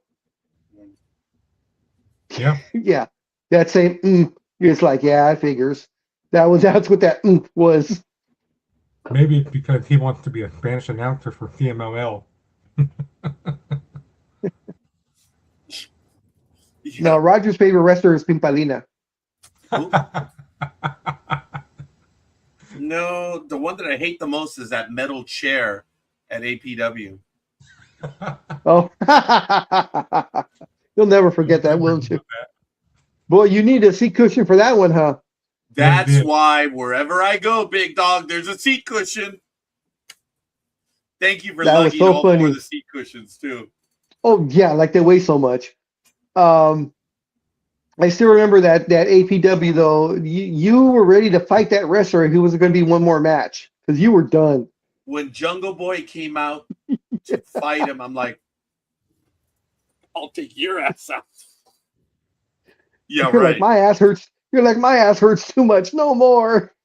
I mean, don't get me wrong, guys. It is beyond entertaining. It is. I'm not, and I said that was I entertained? Yes. Was that look Yes. in the last hour? It started to wear on me that metal chair. That was my only gripe, guys, of the entire trip. The metal chair. That was it. Other than that, I mean, come on, cut it out, man. It was. I enjoyed going there. I still think it's crazy that Jungle Boy's dad was Luke Perry, or it was because he passed. That I don't know if you knew that, Scorekeeper. Yeah, Luke No, Perry I did not. is his dad. I Yeah. just know that I had a chair that I did not like.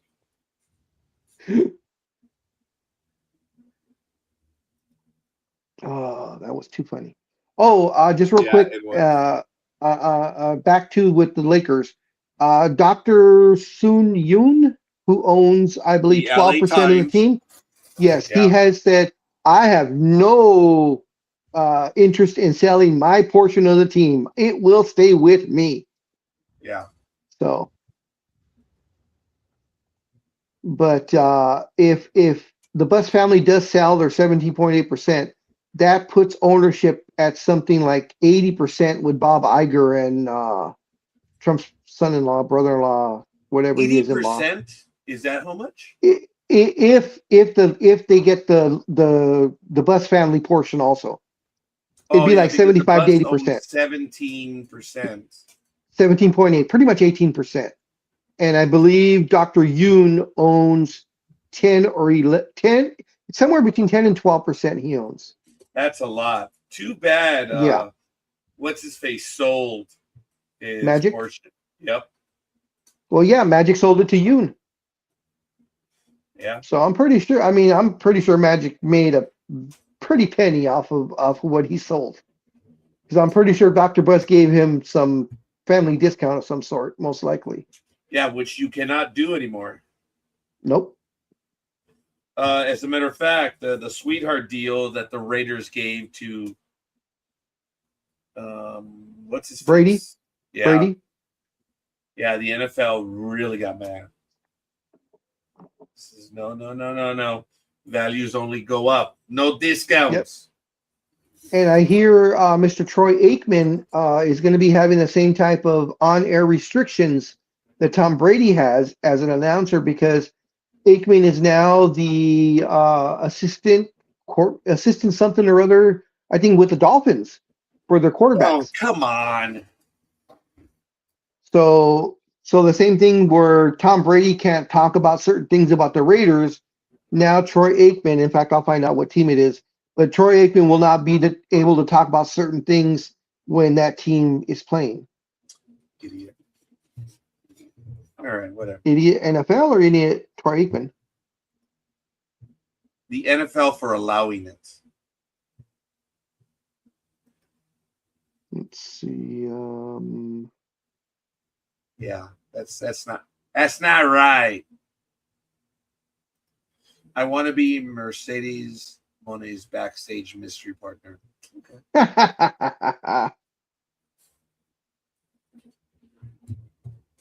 Sasha Banks.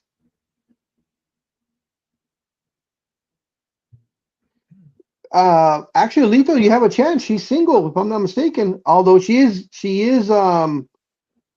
dating the Beast Mortos, Yeah. but they're not married.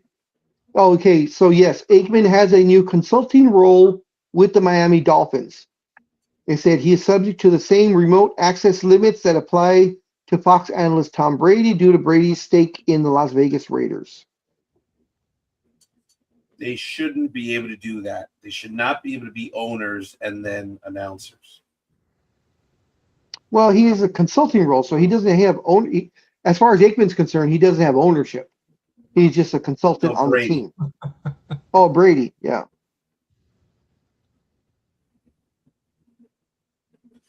I was at Barnes and Noble and I didn't realize they had the swimsuit editions already.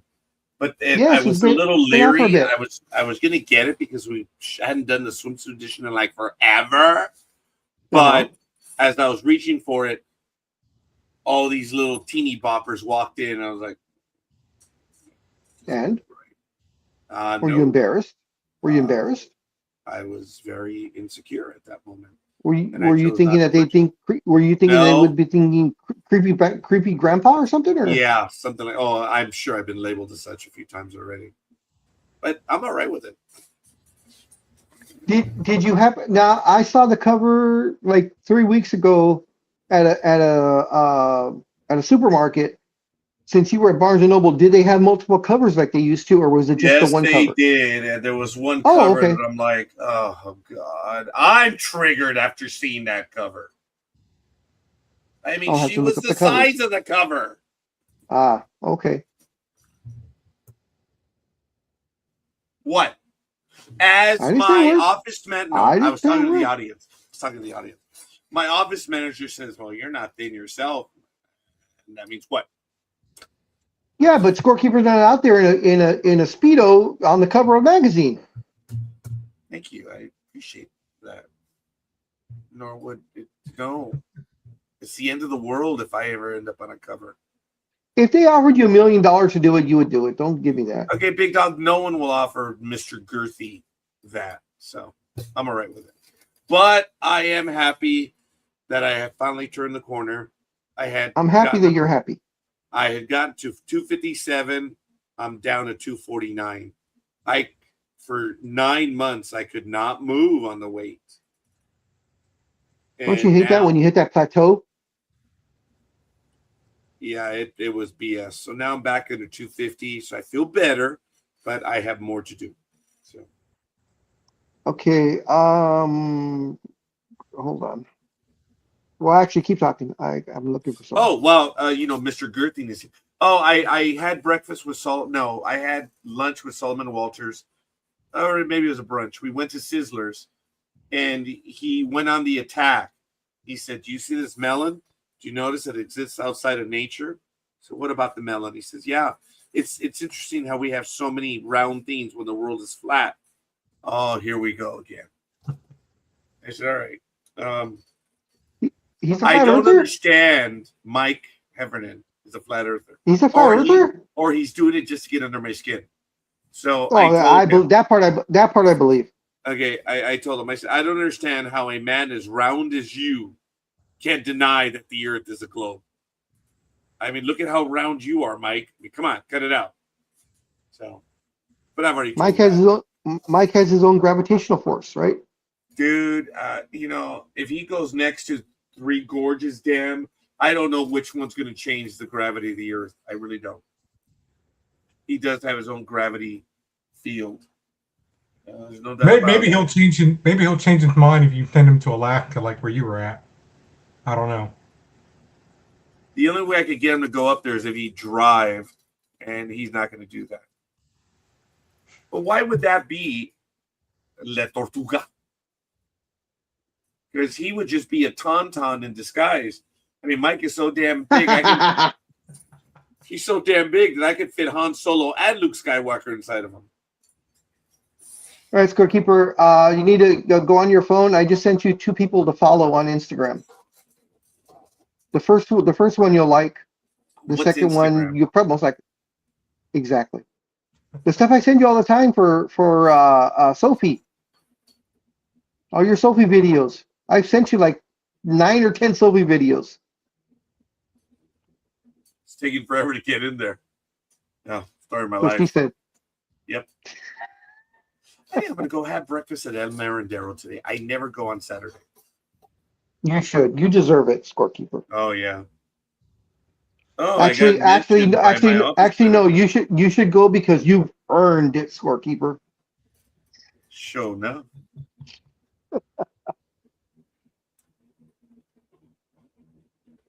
So it's doing a reset. The little thing's going round and round and round. Okay. Well, when you go, here we go. One of the ones I sent you, the girl is a fisherman. Well, no, she's not a fisherman. She lives on a boat in the. Yes, you should follow that person. She lives on a boat she lives on a boat in the. I can't remember if it's the Bahamas or the Caribbean, and she posts videos all day long. Yeah, that one is. She's actually an engineer. She was on Junior Mythbusters, and she actually has many patents, scientific patents, for things that she has invented. So she's actually smart. She's beautiful and she's smart. She's also 6 feet tall, and loves wearing heels. I just drove through North Dakota, Montana, and Washington. The world is pretty flat. I genuinely did feel bad, dude, because he sends me a message on Facebook like 3 minutes before I'm supposed to do Monday Night America. And he says, dude, I'm driving. I'm bored as shit. Do Monday Night America. And I was like, I'm at Applebee's having dinner, and I sent him a picture. I don't even know what he told me. I don't think I can share with what Lito responded to my Applebee's comment. He does Uber and Lyft or what? No, he's driving from Minnesota to Seattle. Oh, I'm sorry. I thought you meant Mike. No, Lito right here. Lito tells Okay. me a few seconds, like, dude, Monday Night America. Come on. I'm driving. I'm bored as shit. I'm like, I'm having dinner at Applebee's. There was no sympathy whatsoever from Lito. None. I'm afraid to put what he responded. He had every reason. I'm glad for Lethal that he was finally able to get to Seattle. He's been trying to get to Seattle for what, about 2-3 years now? Yeah. Oh, are you looking at the videos? No. I sent him the picture. There's the picture that I sent him, okay? I'm at Applebee's.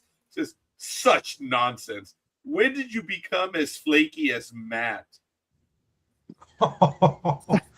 That's rude, Lethal.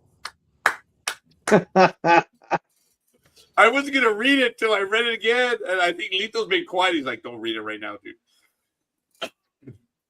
That is funny. Matt, Lito was your biggest cheerleader. Every time you were not on, he's always sending me messages. Where the hell is Matt? Where the hell is Matt? That's funny. Oh, my God. I really felt bad when he sent me the message because I'm like, yeah, I should have done Monday night, but I was having dinner and, you know, I was whipped, you know. Come on, dude. All right. Yeah, So we're taking a break. You were taking a break from social media is what you were trying to do. And Lethal has no compassion. Oh, Speedy. I mean, La Tortuga. Thank you. You went to bat for me. Wow. Appreciate that. So one article I want to get to before we forget I forget. Before we finish, yes. Yes. So, and this is from myself, the big dog. This in no way has the opinions of Sports Talk with the guys. This is just my opinion. Because what this article is about and the decision that was made is absolutely fucking bullshit. The NBA found no evidence showing LA Clippers owner Steve Ballmer funneled money through the team sponsors to pay Kawhi Leonard in order to circumvent the salary cap, according to people with knowledge of this between the two sides in the past recent days. This was August 17th. It goes on to say, instead, the NBA is focused on whether the team's introduction of Leonard to team sponsors constitutes a violation of the league's rules prohibiting salary cap circumvention. Two of the sources said the league examining whether the Clippers are guilty of, quote, failure to supervise, end quote, employees, though it is unclear what specific rule the team would have violated or what the penalties would be, the two sources have said. This, as I said, is absolute bullshit. Ballmer called in every damn favor that he had to keep his hands clean and threw the sponsors under the bus. He is coming out of this smelling like a rose, and we all know what he did to get Kawhi Leonard an extra $30 million without it affecting the salary cap. That is my opinion, and you're not going to change it, whoever's out there listening to me. And as I said, this is my opinion, the big dog. Nothing to do with Sports Talk with the guys, scorekeeper, Speedy, anybody else. This is my thoughts, and this is, with everything that we've learned so far, how can Steve Ballmer not know what was happening? I don't know if you're raising your hand for a question or if you're just stretching. Question for you. Yes, sir. Is the official report out, or is this just according to sources? This is an official report. The NBA issued the official report and went public with it? Yes. Okay. That they have found Ballmer innocent of any funneled money, and they are instead looking at the sponsors. So he got away with it. Just say it like it is, big dog. Yeah, where the hell is Matt? Can we lose him again? Oh, it's so my question NBA. is, so now that my question now is, now that this is over and they said that he has done nothing wrong, does the trade to Toronto now go through? because that has all been on hold. The Julius Randle for Kawhi Leonard trade was put on hold because of all this, because Toronto says, no. If something's going to happen, we're not going to take the blame for something that the Clippers did. We're not going to get the penalties for that. So it was technically put on hold. So now that this has been published, what happens with the trade? That's my question. But anyways, we can go on to something else now. I just had to get that off my chest. I was so pissed when it first came out. Anyways, I believe you have every reason to be.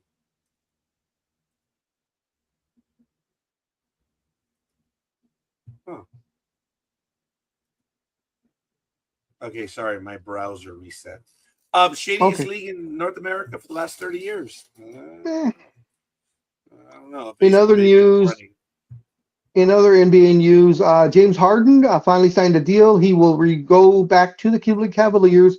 He signed a 3-year, $97 million deal. What? Okay, whatever. Now, James Harden is 37 years old and going to be paid, as I said, 3 years, $97 million. If I'm not mistaken. Okay. Scorekeeper, let's see if he likes this part. So free agent James Harden agreed to a new 3-year deal, $97 million contract return to the Cavaliers.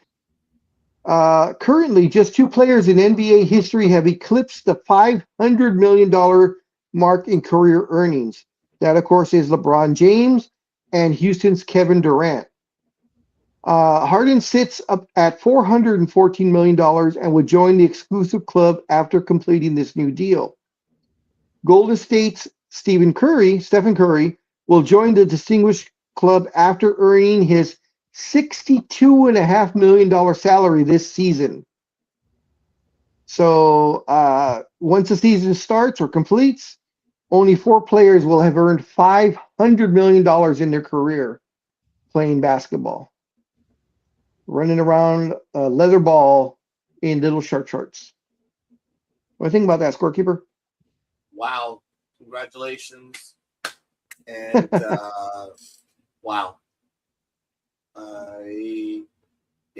These numbers are due to inflation. They're inflated. Yeah. So, but look, guys, I have no problem with the player being played. But if they don't play, then I do have a problem. And if they whine about their lot in life, it's like, no, you got paid. And that's what you agreed to. It's the way it is. True. Well, other quick NBA news, Klay Thompson has gotten a buyout with the Mavs. he's still playing? Conjecture early on was saying that he was going to sign with the Lakers at league minimum, but now it looks like he's getting his buyout and he will be signing with the Miami Heat. That should probably happen sometime midweek of next week. A lot more than the league minimum, right? No, he'll still sign with the league minimum because he got his buyout contract, so he still gets his money and then signs the league minimum with the team he's going to. I personally would have gone to the Lakers, but only Big Dog can tell me how good he's been. And I'm sorry, dude. I am freaking tired. But anyway, look. That's Speedy, you put it in the private chat, Speedy. Lito, he answered you. He says, I'm here, Lito. I'm just enjoying breakfast. But he put it in the private chat. Okay. Well, he doesn't want anybody to know he's eating breakfast. My bad. I'm not awake. It's okay. Either. Don't worry about it. Just real other quick news is DeMar DeRozan, who of course got a buyout out of his contract with Minnesota, I believe. He has signed a deal with the Denver Nuggets for 1 year. Same thing, league minimum. And I think Scorekeeper is going to get a kick out of this one. Indiana Pacers. Do you remember? Shoot, I can't remember his first name now. Tyrese Halliburton, that he was injured in Game 7 the year before when they were playing in the finals. He had a bad hamstring and decided to play anyways. And then, like the first 2 minutes in, he tore his Achilles. Kind of, sort of. No. Okay. He's the It was the start of the finals, right? yeah. Well, it was game 7 of the finals, Oh, I so it guess was the not. last game. He had been injured throughout the entire finals, but yeah, He so he's sounds starting to come familiar back. now. Yeah, all right. Yeah. Sorry, but So, the anyways, train derailed. yeah. So he tore his Achilles. He missed all of last season. He's now coming back and will make his debut the first game of the year. Now, when I read this, I chuckled and I'm like, what makes you think they should have? Because Tyrese Halliburton was extremely angry that his return game, his first game back after being out for a year, was not going to be a nationally televised game. He felt his return should have been on national TV and should have been national news that he's finally back after being out for a year. I laughed my ass off. I'm like, you're not Luka, you're not LeBron. Even though I don't like LeBron, he's still a top tier guy. You're not, anybody on the New York. You're not Brunson from the Knicks. That's stupid. You're not Stephen Curry. I mean, you're Tyrese Halliburton. You're number one on your team, but it's the Indiana Pacers. No offense. No, there is every offense. Someone has to be on that team, and he's the guy. Yeah, and he was extremely. He came out and actually to all the news agencies and was like, "I can't believe my first game back is not a nationally televised game." The audacity of some people. Amazon just reached out to me to continue my application in being hired. Amazon. Okay. So this was his quote, scorekeeper. Nora from Amazon's remote hiring team. Scorekeeper, this was his direct quote. Name any other person that you can compare to my level of being a basketball player. Wherever you've had me rank, that they tore their Achilles and missed 16 months, and do you think that first game back wouldn't be on national TV? Big dog. He tore his Achilles too. No, I tore my PCL. No Achilles. Stop. It was a PCL. Watch your language. I tore my PCL and strained my MCL. My ACL was okay. The last time Harden was any good at basketball was the same time Matt's A's were any good. And hey, he a legend in his own mind. There you go. That's right. That's bad. All right, whatever. It is what it is. Wow. So yeah, I'm seriously, I actually chuckled when I read that. I'm like, you gotta be kidding. Who are you? Yeah. All right, look, fair enough. Last NBA notation, which surprises me. The San Antonio City Council voted 6-5 on Monday to reject the proposal to hold a public vote on the city's planned $489 million contribution for a new Spurs downtown arena. The move means the public vote on the city's contribution won't be included in the November 3 midterm ballot. Does that surprise you, scorekeeper? Yeah, a little bit. I was surprised too. I'm like, oh, wow. Someone stood up. Yeah. And speaking of standing up or not being able to stand up, Tommy John passed away. Yes, he did. He was on NDB Media. He was interviewed. Yes, he was. Oh, speaking of passing away, and of course our condolences to his family and all the Dodgers that were there. I don't know. You just got to, Scorpio. This was last week's news. We just never got to it, or I never got to it. Don Nelson, the second winningest coach in NBA history, died at 86 on August 9th or August 8th. Excuse me. I like Don Nelson. I thought he was a great coach. Of course, he was a 5-time NBA champion with the Hated Ones. But he died on the previous Sunday. He was 86. He was surrounded by family and friends. Of course, he was 31 seasons as an NBA head coach with the Milwaukee Bucks, the Warriors twice, the Knicks, and of course the Mavericks. He finished his regular season record at 1,335 wins versus only 1,063 losses. He retired as the winningest coach ever, But of course, that mark was broken by Greg Popovich in March of 2022. All right. Well, fair enough. So, gentlemen, do you have anything else that you want to talk about? Did you guys already talk about the Probably not. dumb trade that they did in LA with Eric Lassner? Which trade? Go ahead, Elucidate Speedy. us. Something about him trade with the Cubs went horribly wrong, and they screwed up in Chicago somehow. Well, yeah, but I've not talked about it. It was from Dodgers. it was from him. It was from his deal with the Toronto Blue Jays. I don't know why they're talking about this other team. May 17th, the know. Blue Jays traded starter Eric Lauer to the Dodgers for cash. Okay. James.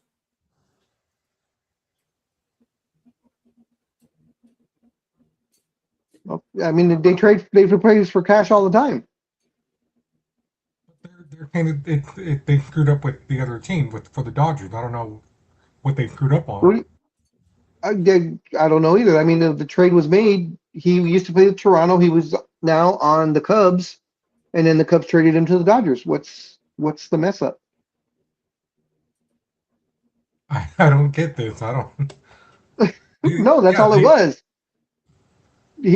Toronto traded him to the Cubs, and now the Cubs traded him to the Dodgers. That's all. That's it. No mess up. The first reason LA even traded for him was that he was cut by the Blue Jays on May 11th, and who knows what his 2026 season would look like if it weren't for the Dodgers taking a flyer on him. Okay. Okay. Yeah. Here's a NASCAR note, scorekeeper. Talking about he who shall not be named, which of course now is, he has passed. Yes. I was trying to be nice. Hall of Famer Kurt Busch wiped tears from his eyes in recalling the final day he spent with his younger brother at his younger brother's hospital beside his first public comments about Kyle Busch's death. He said, I was at the hospital. I was there all day, hoping, praying, hoping for a turnaround. I said, you got this, man. Come on, I got you. I got you. Come on, be strong. He goes, it just isn't fair. He says the interview marked Bush's first comment since Kyle Busch died on May 21st from severe pneumonia progressed into sepsis, resulting in rapid and overwhelming complications. Bush's death at only 41 devastated the racing community and one of NASCAR's most accomplished families. Said that it talked about how he shoot.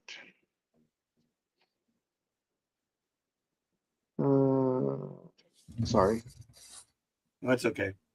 I can tell we're running out of steam. Yeah. And then the other one was since you like Wimbledon. I just former Wimbledon finalist Nick Kyrgios. Sure. It's Kyrgios. Oh, yeah, I don't care. Yeah. Okay, it was revealed Wednesday that he tested positive for cocaine and cited the doping case as a wake-up call after feeling helpless and alone as injuries derailed his career. Says the 31 Australian has been checked a disciplinary record, which was provisionally suspended after playing just 10 single matches on the ADP Tour, winning only 2 since his peak season of 2022, where he reached the final on the grass court Grand Slam and lost to Novak Djokovic. He says he's now ranked. Yeah, he says he's ranked 919th in the world. He tested positive in June, and during a lower tier grass court event in Spain. Bad boy. Very much so. Look, he ran into his problems. He did what he did. This is your get out of jail free card, dude. Get your life together, and we'll be prouder for you because we will be with you on that trip to recovery. But if you keep on doing this, our sympathy just goes away. We don't care. Yep. Yeah. All right. Well, fair Oh, enough. Go ahead. I haven't been paying attention. Sorry. All right. Is Aaron Judge back yet or no? Nope. Oh, okay. No news Think on his he'll be back? return. Okay. No. And Okay. Freed returned for 5 games. He did fairly well, and he's back on the disabled list. The pitcher, Max Freed. Wonderful. One of the better pitchers in the American League, actually in baseball, frankly. But, he's hurt, so whatever.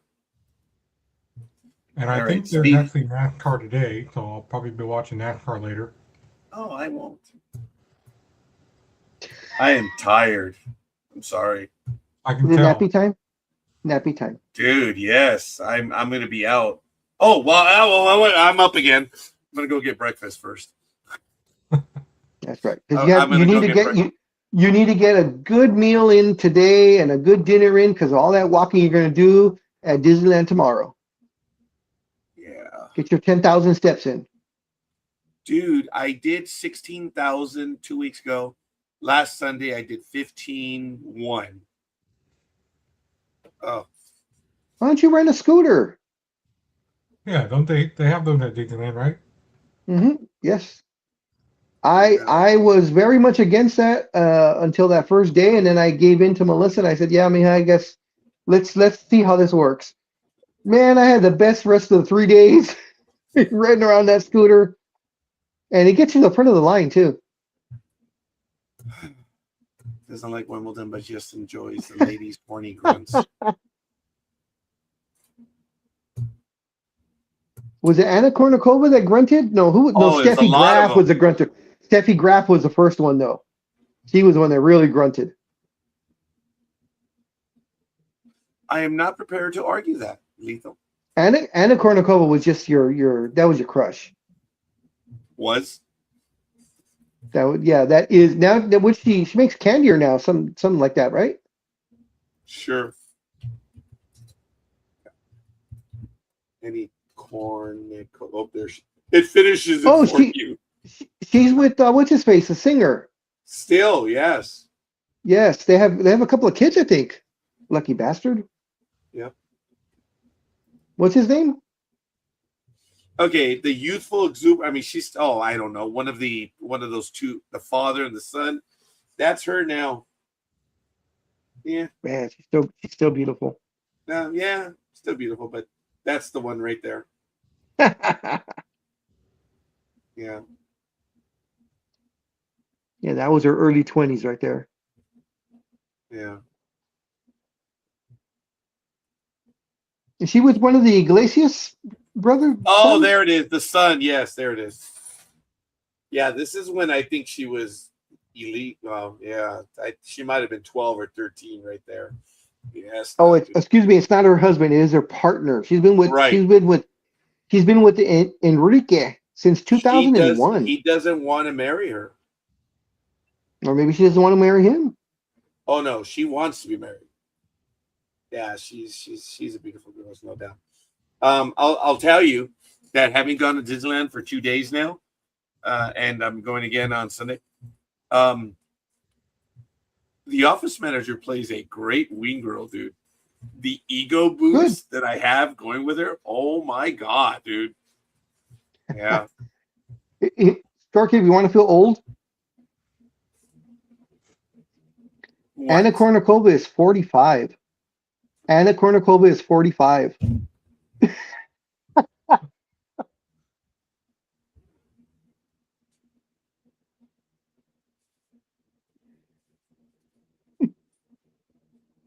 I would be all right with that.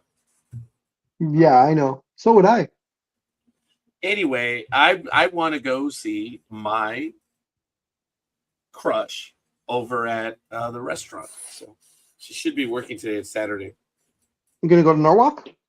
No. Oh, she's my barkeep. That's Brandy. She should be here in no, I'm talking about Who are you talking about? You have another? You're cheating on Brandy? I'm gonna tell her. That's funny. Were you there when she screamed out that I was cheating on her? Mm-hmm. God, So who that are you was talking about? hilarious, guys. We're at Applebee's and Dominique is helping us, and we're there, and Brandy comes out from behind at Applebee's and she goes, Roger, are you cheating on me? So damn loud that people in the upper section, a bunch of girls turned around, they're like, "Ooh, are we gonna get some drama?" And I was like, God, I wanted to die. I believe she is. Steffi Graf is still married to Agassi. Yes, I believe they are. But I don't care. So No, is Roger gonna stay a whole 5 days at Disneyland like I did? no, you stayed 5 days. I Wow, was there good that for whole you, week buddy. in Good for 2016. you. No, I just got the pass, Speedy, because Oh. because I'm whipped, and Giselle might get the pass tomorrow, so that'll be good because Idea doesn't want to go. So I already have booked September 4th, Friday, September 16th. That's a Wednesday, and I also have this Sunday tomorrow booked. So, yeah. Yeah, So I even moved the Disneyland app to page 1, dude. So when what Disneyland trip are you gonna finally make your own lightsaber? Did you hear that? Checking with the inside source. Like a lawyer. I'm probably not because I have about 8 lightsabers in my office, or in my room. So I'm gonna save my money and buy the Jedi cloaks and the whole thing that they have there at Batu. You can get the full Jedi regalia. I'm gonna do that. Well, you have an American Express card. You can get it tomorrow. Big dog, like, do you know your credit card? No, do you know what kills me? Okay, maybe I shouldn't say that, but I got very mad because I'm holding on to my wife's credit card because it's going to be the last credit card that's ever going to be in her name. And I paid it off already. There's another credit card that I have for her. It's got $100 left over, and I'm paying that one off. But the Bank of America one, got very mad. They increased by $2,500. Like, They increased your limit. damn it! I'm really angry about that because I'm like, no, I don't. See, and Speedy, the reason why he's I angry only about get it $500 increases. see, the reason why he's mad about that, Speedy, is because when they increase his limit, he takes that as a challenge Yes. to see if he can get to it, how fast it'll take him I to reach that limit. I spend on average on my American Express card because I buy I buy everything because I get 1, 2, 3, depending on whatever it is. I get a lot of money back. I average $100 to $150 a month in money's back. I'm like, well, I love it. I use it for everything. Now, is that the blue card or the regular American Express card? Oh no, I have that one hidden away because that one you got to pay at the end of the month. Yes, and that's what I was going to allude to. 'Cause I know the blue card you can make monthly payments on. Okay. Yes. Now the funny thing is, I had this card, the predecessor, because this is the new version of it. Okay. Big Dog and I went somewhere, and something happened that Big Dog needed like a rental because he was off by like 3 hours, and it was an emergency trip. So I'll go rent it for you, and we went to Enterprise. So what you do is you rent the car and you put him on as a driver. I lost my shit because the little 21-year-old said, "Oh no, sir, I need a credit card. I can't use a debit card." Oh, that's right. I remember that. You were not happy. You were not a happy camper. They said, "Young lady, that's an American. Well, it's coming back on my system. It's a debit card. Go get your manager, you dumb." And as the manager was coming in, I'm like, "Is that a debit card, sir?" He's like, looking at me like, "Well, what's going on?" She claims this is a debit card. He overrided it, pushed it through. Overrode it. Yeah, that's right. Okay, I'm tired. I gotta go. Mr. Linguistic Specialist. linguistic specialist, Oma. Yeah, guys, I'm overrided tired. it. I can't believe I did that. Son of a. Just that they must have liked it, huh? Oh, he says that. Yes. Yeah, the next time I go down there, I gotta find a better hotel than. Remember, I told you guys what happened in 2016, where the hotel claimed that I had to pay for me and my neighbor free breakfast, and I said because I printed out the receipt, right, and I said this is your hotel. Continental? Yeah, It's a And continental breakfast? yeah, they were trying to charge us for free continental breakfast. Yeah, I could see that. Yeah, there some hotels. Did you have that this last experience? No, this one it was a little better, but they were like, you have to have a breakfast, little receipt thing to get breakfast. I was like, Oh yeah, Oh, yeah. okay, 'Cause yeah. yeah, that's I never heard of common that. because a lot of people know that hotels have that and they're trying to get in. Yeah, so they just walk in. Yeah. Yeah. Hey, Speedy, did you stay at one of the hotels that we talked about? no, I didn't. I stayed at Quality Inn and Suites. Okay, okay. but Okay. it was cheaper than what you were being quoted, right? Not really. Okay. Well, all right. Sorry. But if I had paid attention more, because I ended up going a little past where we were at by the church for the memorial service, and there's a Hampton Inn and Suite. But it didn't show up on the internet. Okay, It's not that's on the true. internet. But Hampton Inn is not inexpensive. No. All right. All right, fair enough. I just find it amusing. I'm looking at my wallet right now. I'm like, which Capital One do I not have? Damn. I am getting cards left and right, and I'm doing that again like I did 20 years ago. And I know I shouldn't do that, but I'm hungry. I am. Weird. I always use my debit card at Enterprise. No. I didn't say you can't use debit cards. The dumb wench was telling me that my card was a debit card and that they couldn't use it at the airport. They needed a full credit card. I'm like, you stupid wench. She's like, well, that's what my system says. Go get your manager before I do that skit on you. That comedian, which is one of the funniest skits. Do you have my reservation? Seinfeld? God, that is Seinfeld? hilarious. See, the problem is anyone can take the reservation. The problem is holding the reservation. That is hilarious, No. man. My favorite part on that one is, so, insurance. Mr. Seinfeld, do you want insurance on that? Oh yeah, I'm gonna beat the crap out of this car. That whole skit is funny. I had something similar happen to me too when I went to Alaska, where Alaska did everything for me. And while apparently somehow they put my arrival at, like 12:15, like the other day, instead of at 0 a.m. So yeah, sir, you were supposed to be here, 23 hours ago. It's not the way it works. So obviously Alaska screwed it up. So anyway, they said, well, we're still within the 24-hour window. We still technically have your thing. We don't have any sedans though, sir, but I can get you in a truck. I'm thinking the 5995 Toyota Special from the 80s. That little 4-speed. Oh man, I'm going to be driving that. You guys saw what I drove, that monster that they gave it to me for the sedan price. I don't think any rental cars are stick shift anymore, unless maybe you're doing like a luxury vehicle. But again, my luck, I'm the one that's going to get that. Oh, that I could have lived in that truck, man. That was the full king, the full, it was enough for 6 people. That was a bitchin' truck. All I can tell you is I returned it with 1,800 additional miles. That's right.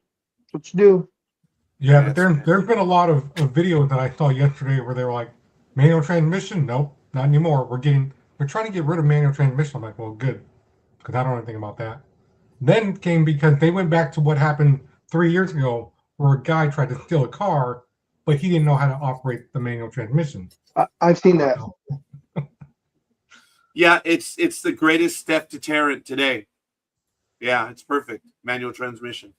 If you want to screw with the millennial and all this, you put the message, you handwrite the message, Yep. you lock it in whatever the low jack thing in the car, and it's a 5-speed. They'll never steal your car. My daughter, Well, thank goodness, knows how to read cursive. I made her practice. Both of them know how to cursive writing. I'm happy because they do. well, that's because they're millennial. They're not Gen Zers. Now, if you want to stop the Gen Z population, that's what you do. You give them all manual transmission cars. You write in cursive, and you hand them a rotary phone, Yeah. and and a Thomas guide. Oh yeah, I did the hotel. I didn't realize I did the hotel through Priceline. I got such a deal when I was in Alaska. I was tired at 3-4 in the morning. My arrival wasn't going to be till 3 in the afternoon, so I called the hotel. Hey man, can I just? Yeah, we'll take care of you. Come on in. Motherfucker banged me at the normal rate for like 12 hours. Sons of. I got $60 a night, and they hit me for 120. I thought they were going to get me because when I left my hotel on a Friday to go down the street to get something from 7-Eleven, I came back and the door is like the handle is like down here, and I'm like, I didn't do that. Someone broke in. I don't know. I think it was somebody trying to go to the wrong room, and they probably realized it after. We're like, whoops, this is not our room. So I told the hotel about it. They're like, oh, don't worry about it. Half of our doors are messed up anyways. And I'm like, I see. Sounds like you guys have a problem. Hey, so were there a lot of earthquakes at your hotel, Speedy? No. If there were, I didn't feel any. Did you hear them? Did you hear the earthquakes? No. Why, was there one when I was there? Well, I don't know. Depends on the type of hotel. But that's okay. All right, Speedy. Anyway, guys, I gotta go, dude. We've already 42 minutes over from what I was trying to get out.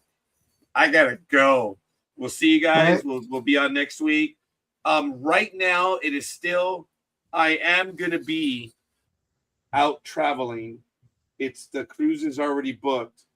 October. Let's see. October 3rd is the day of disembarkation. I don't get back till the. Let's see. I don't get back to the 11th. So that would be 2 Saturdays that I would be unavailable. So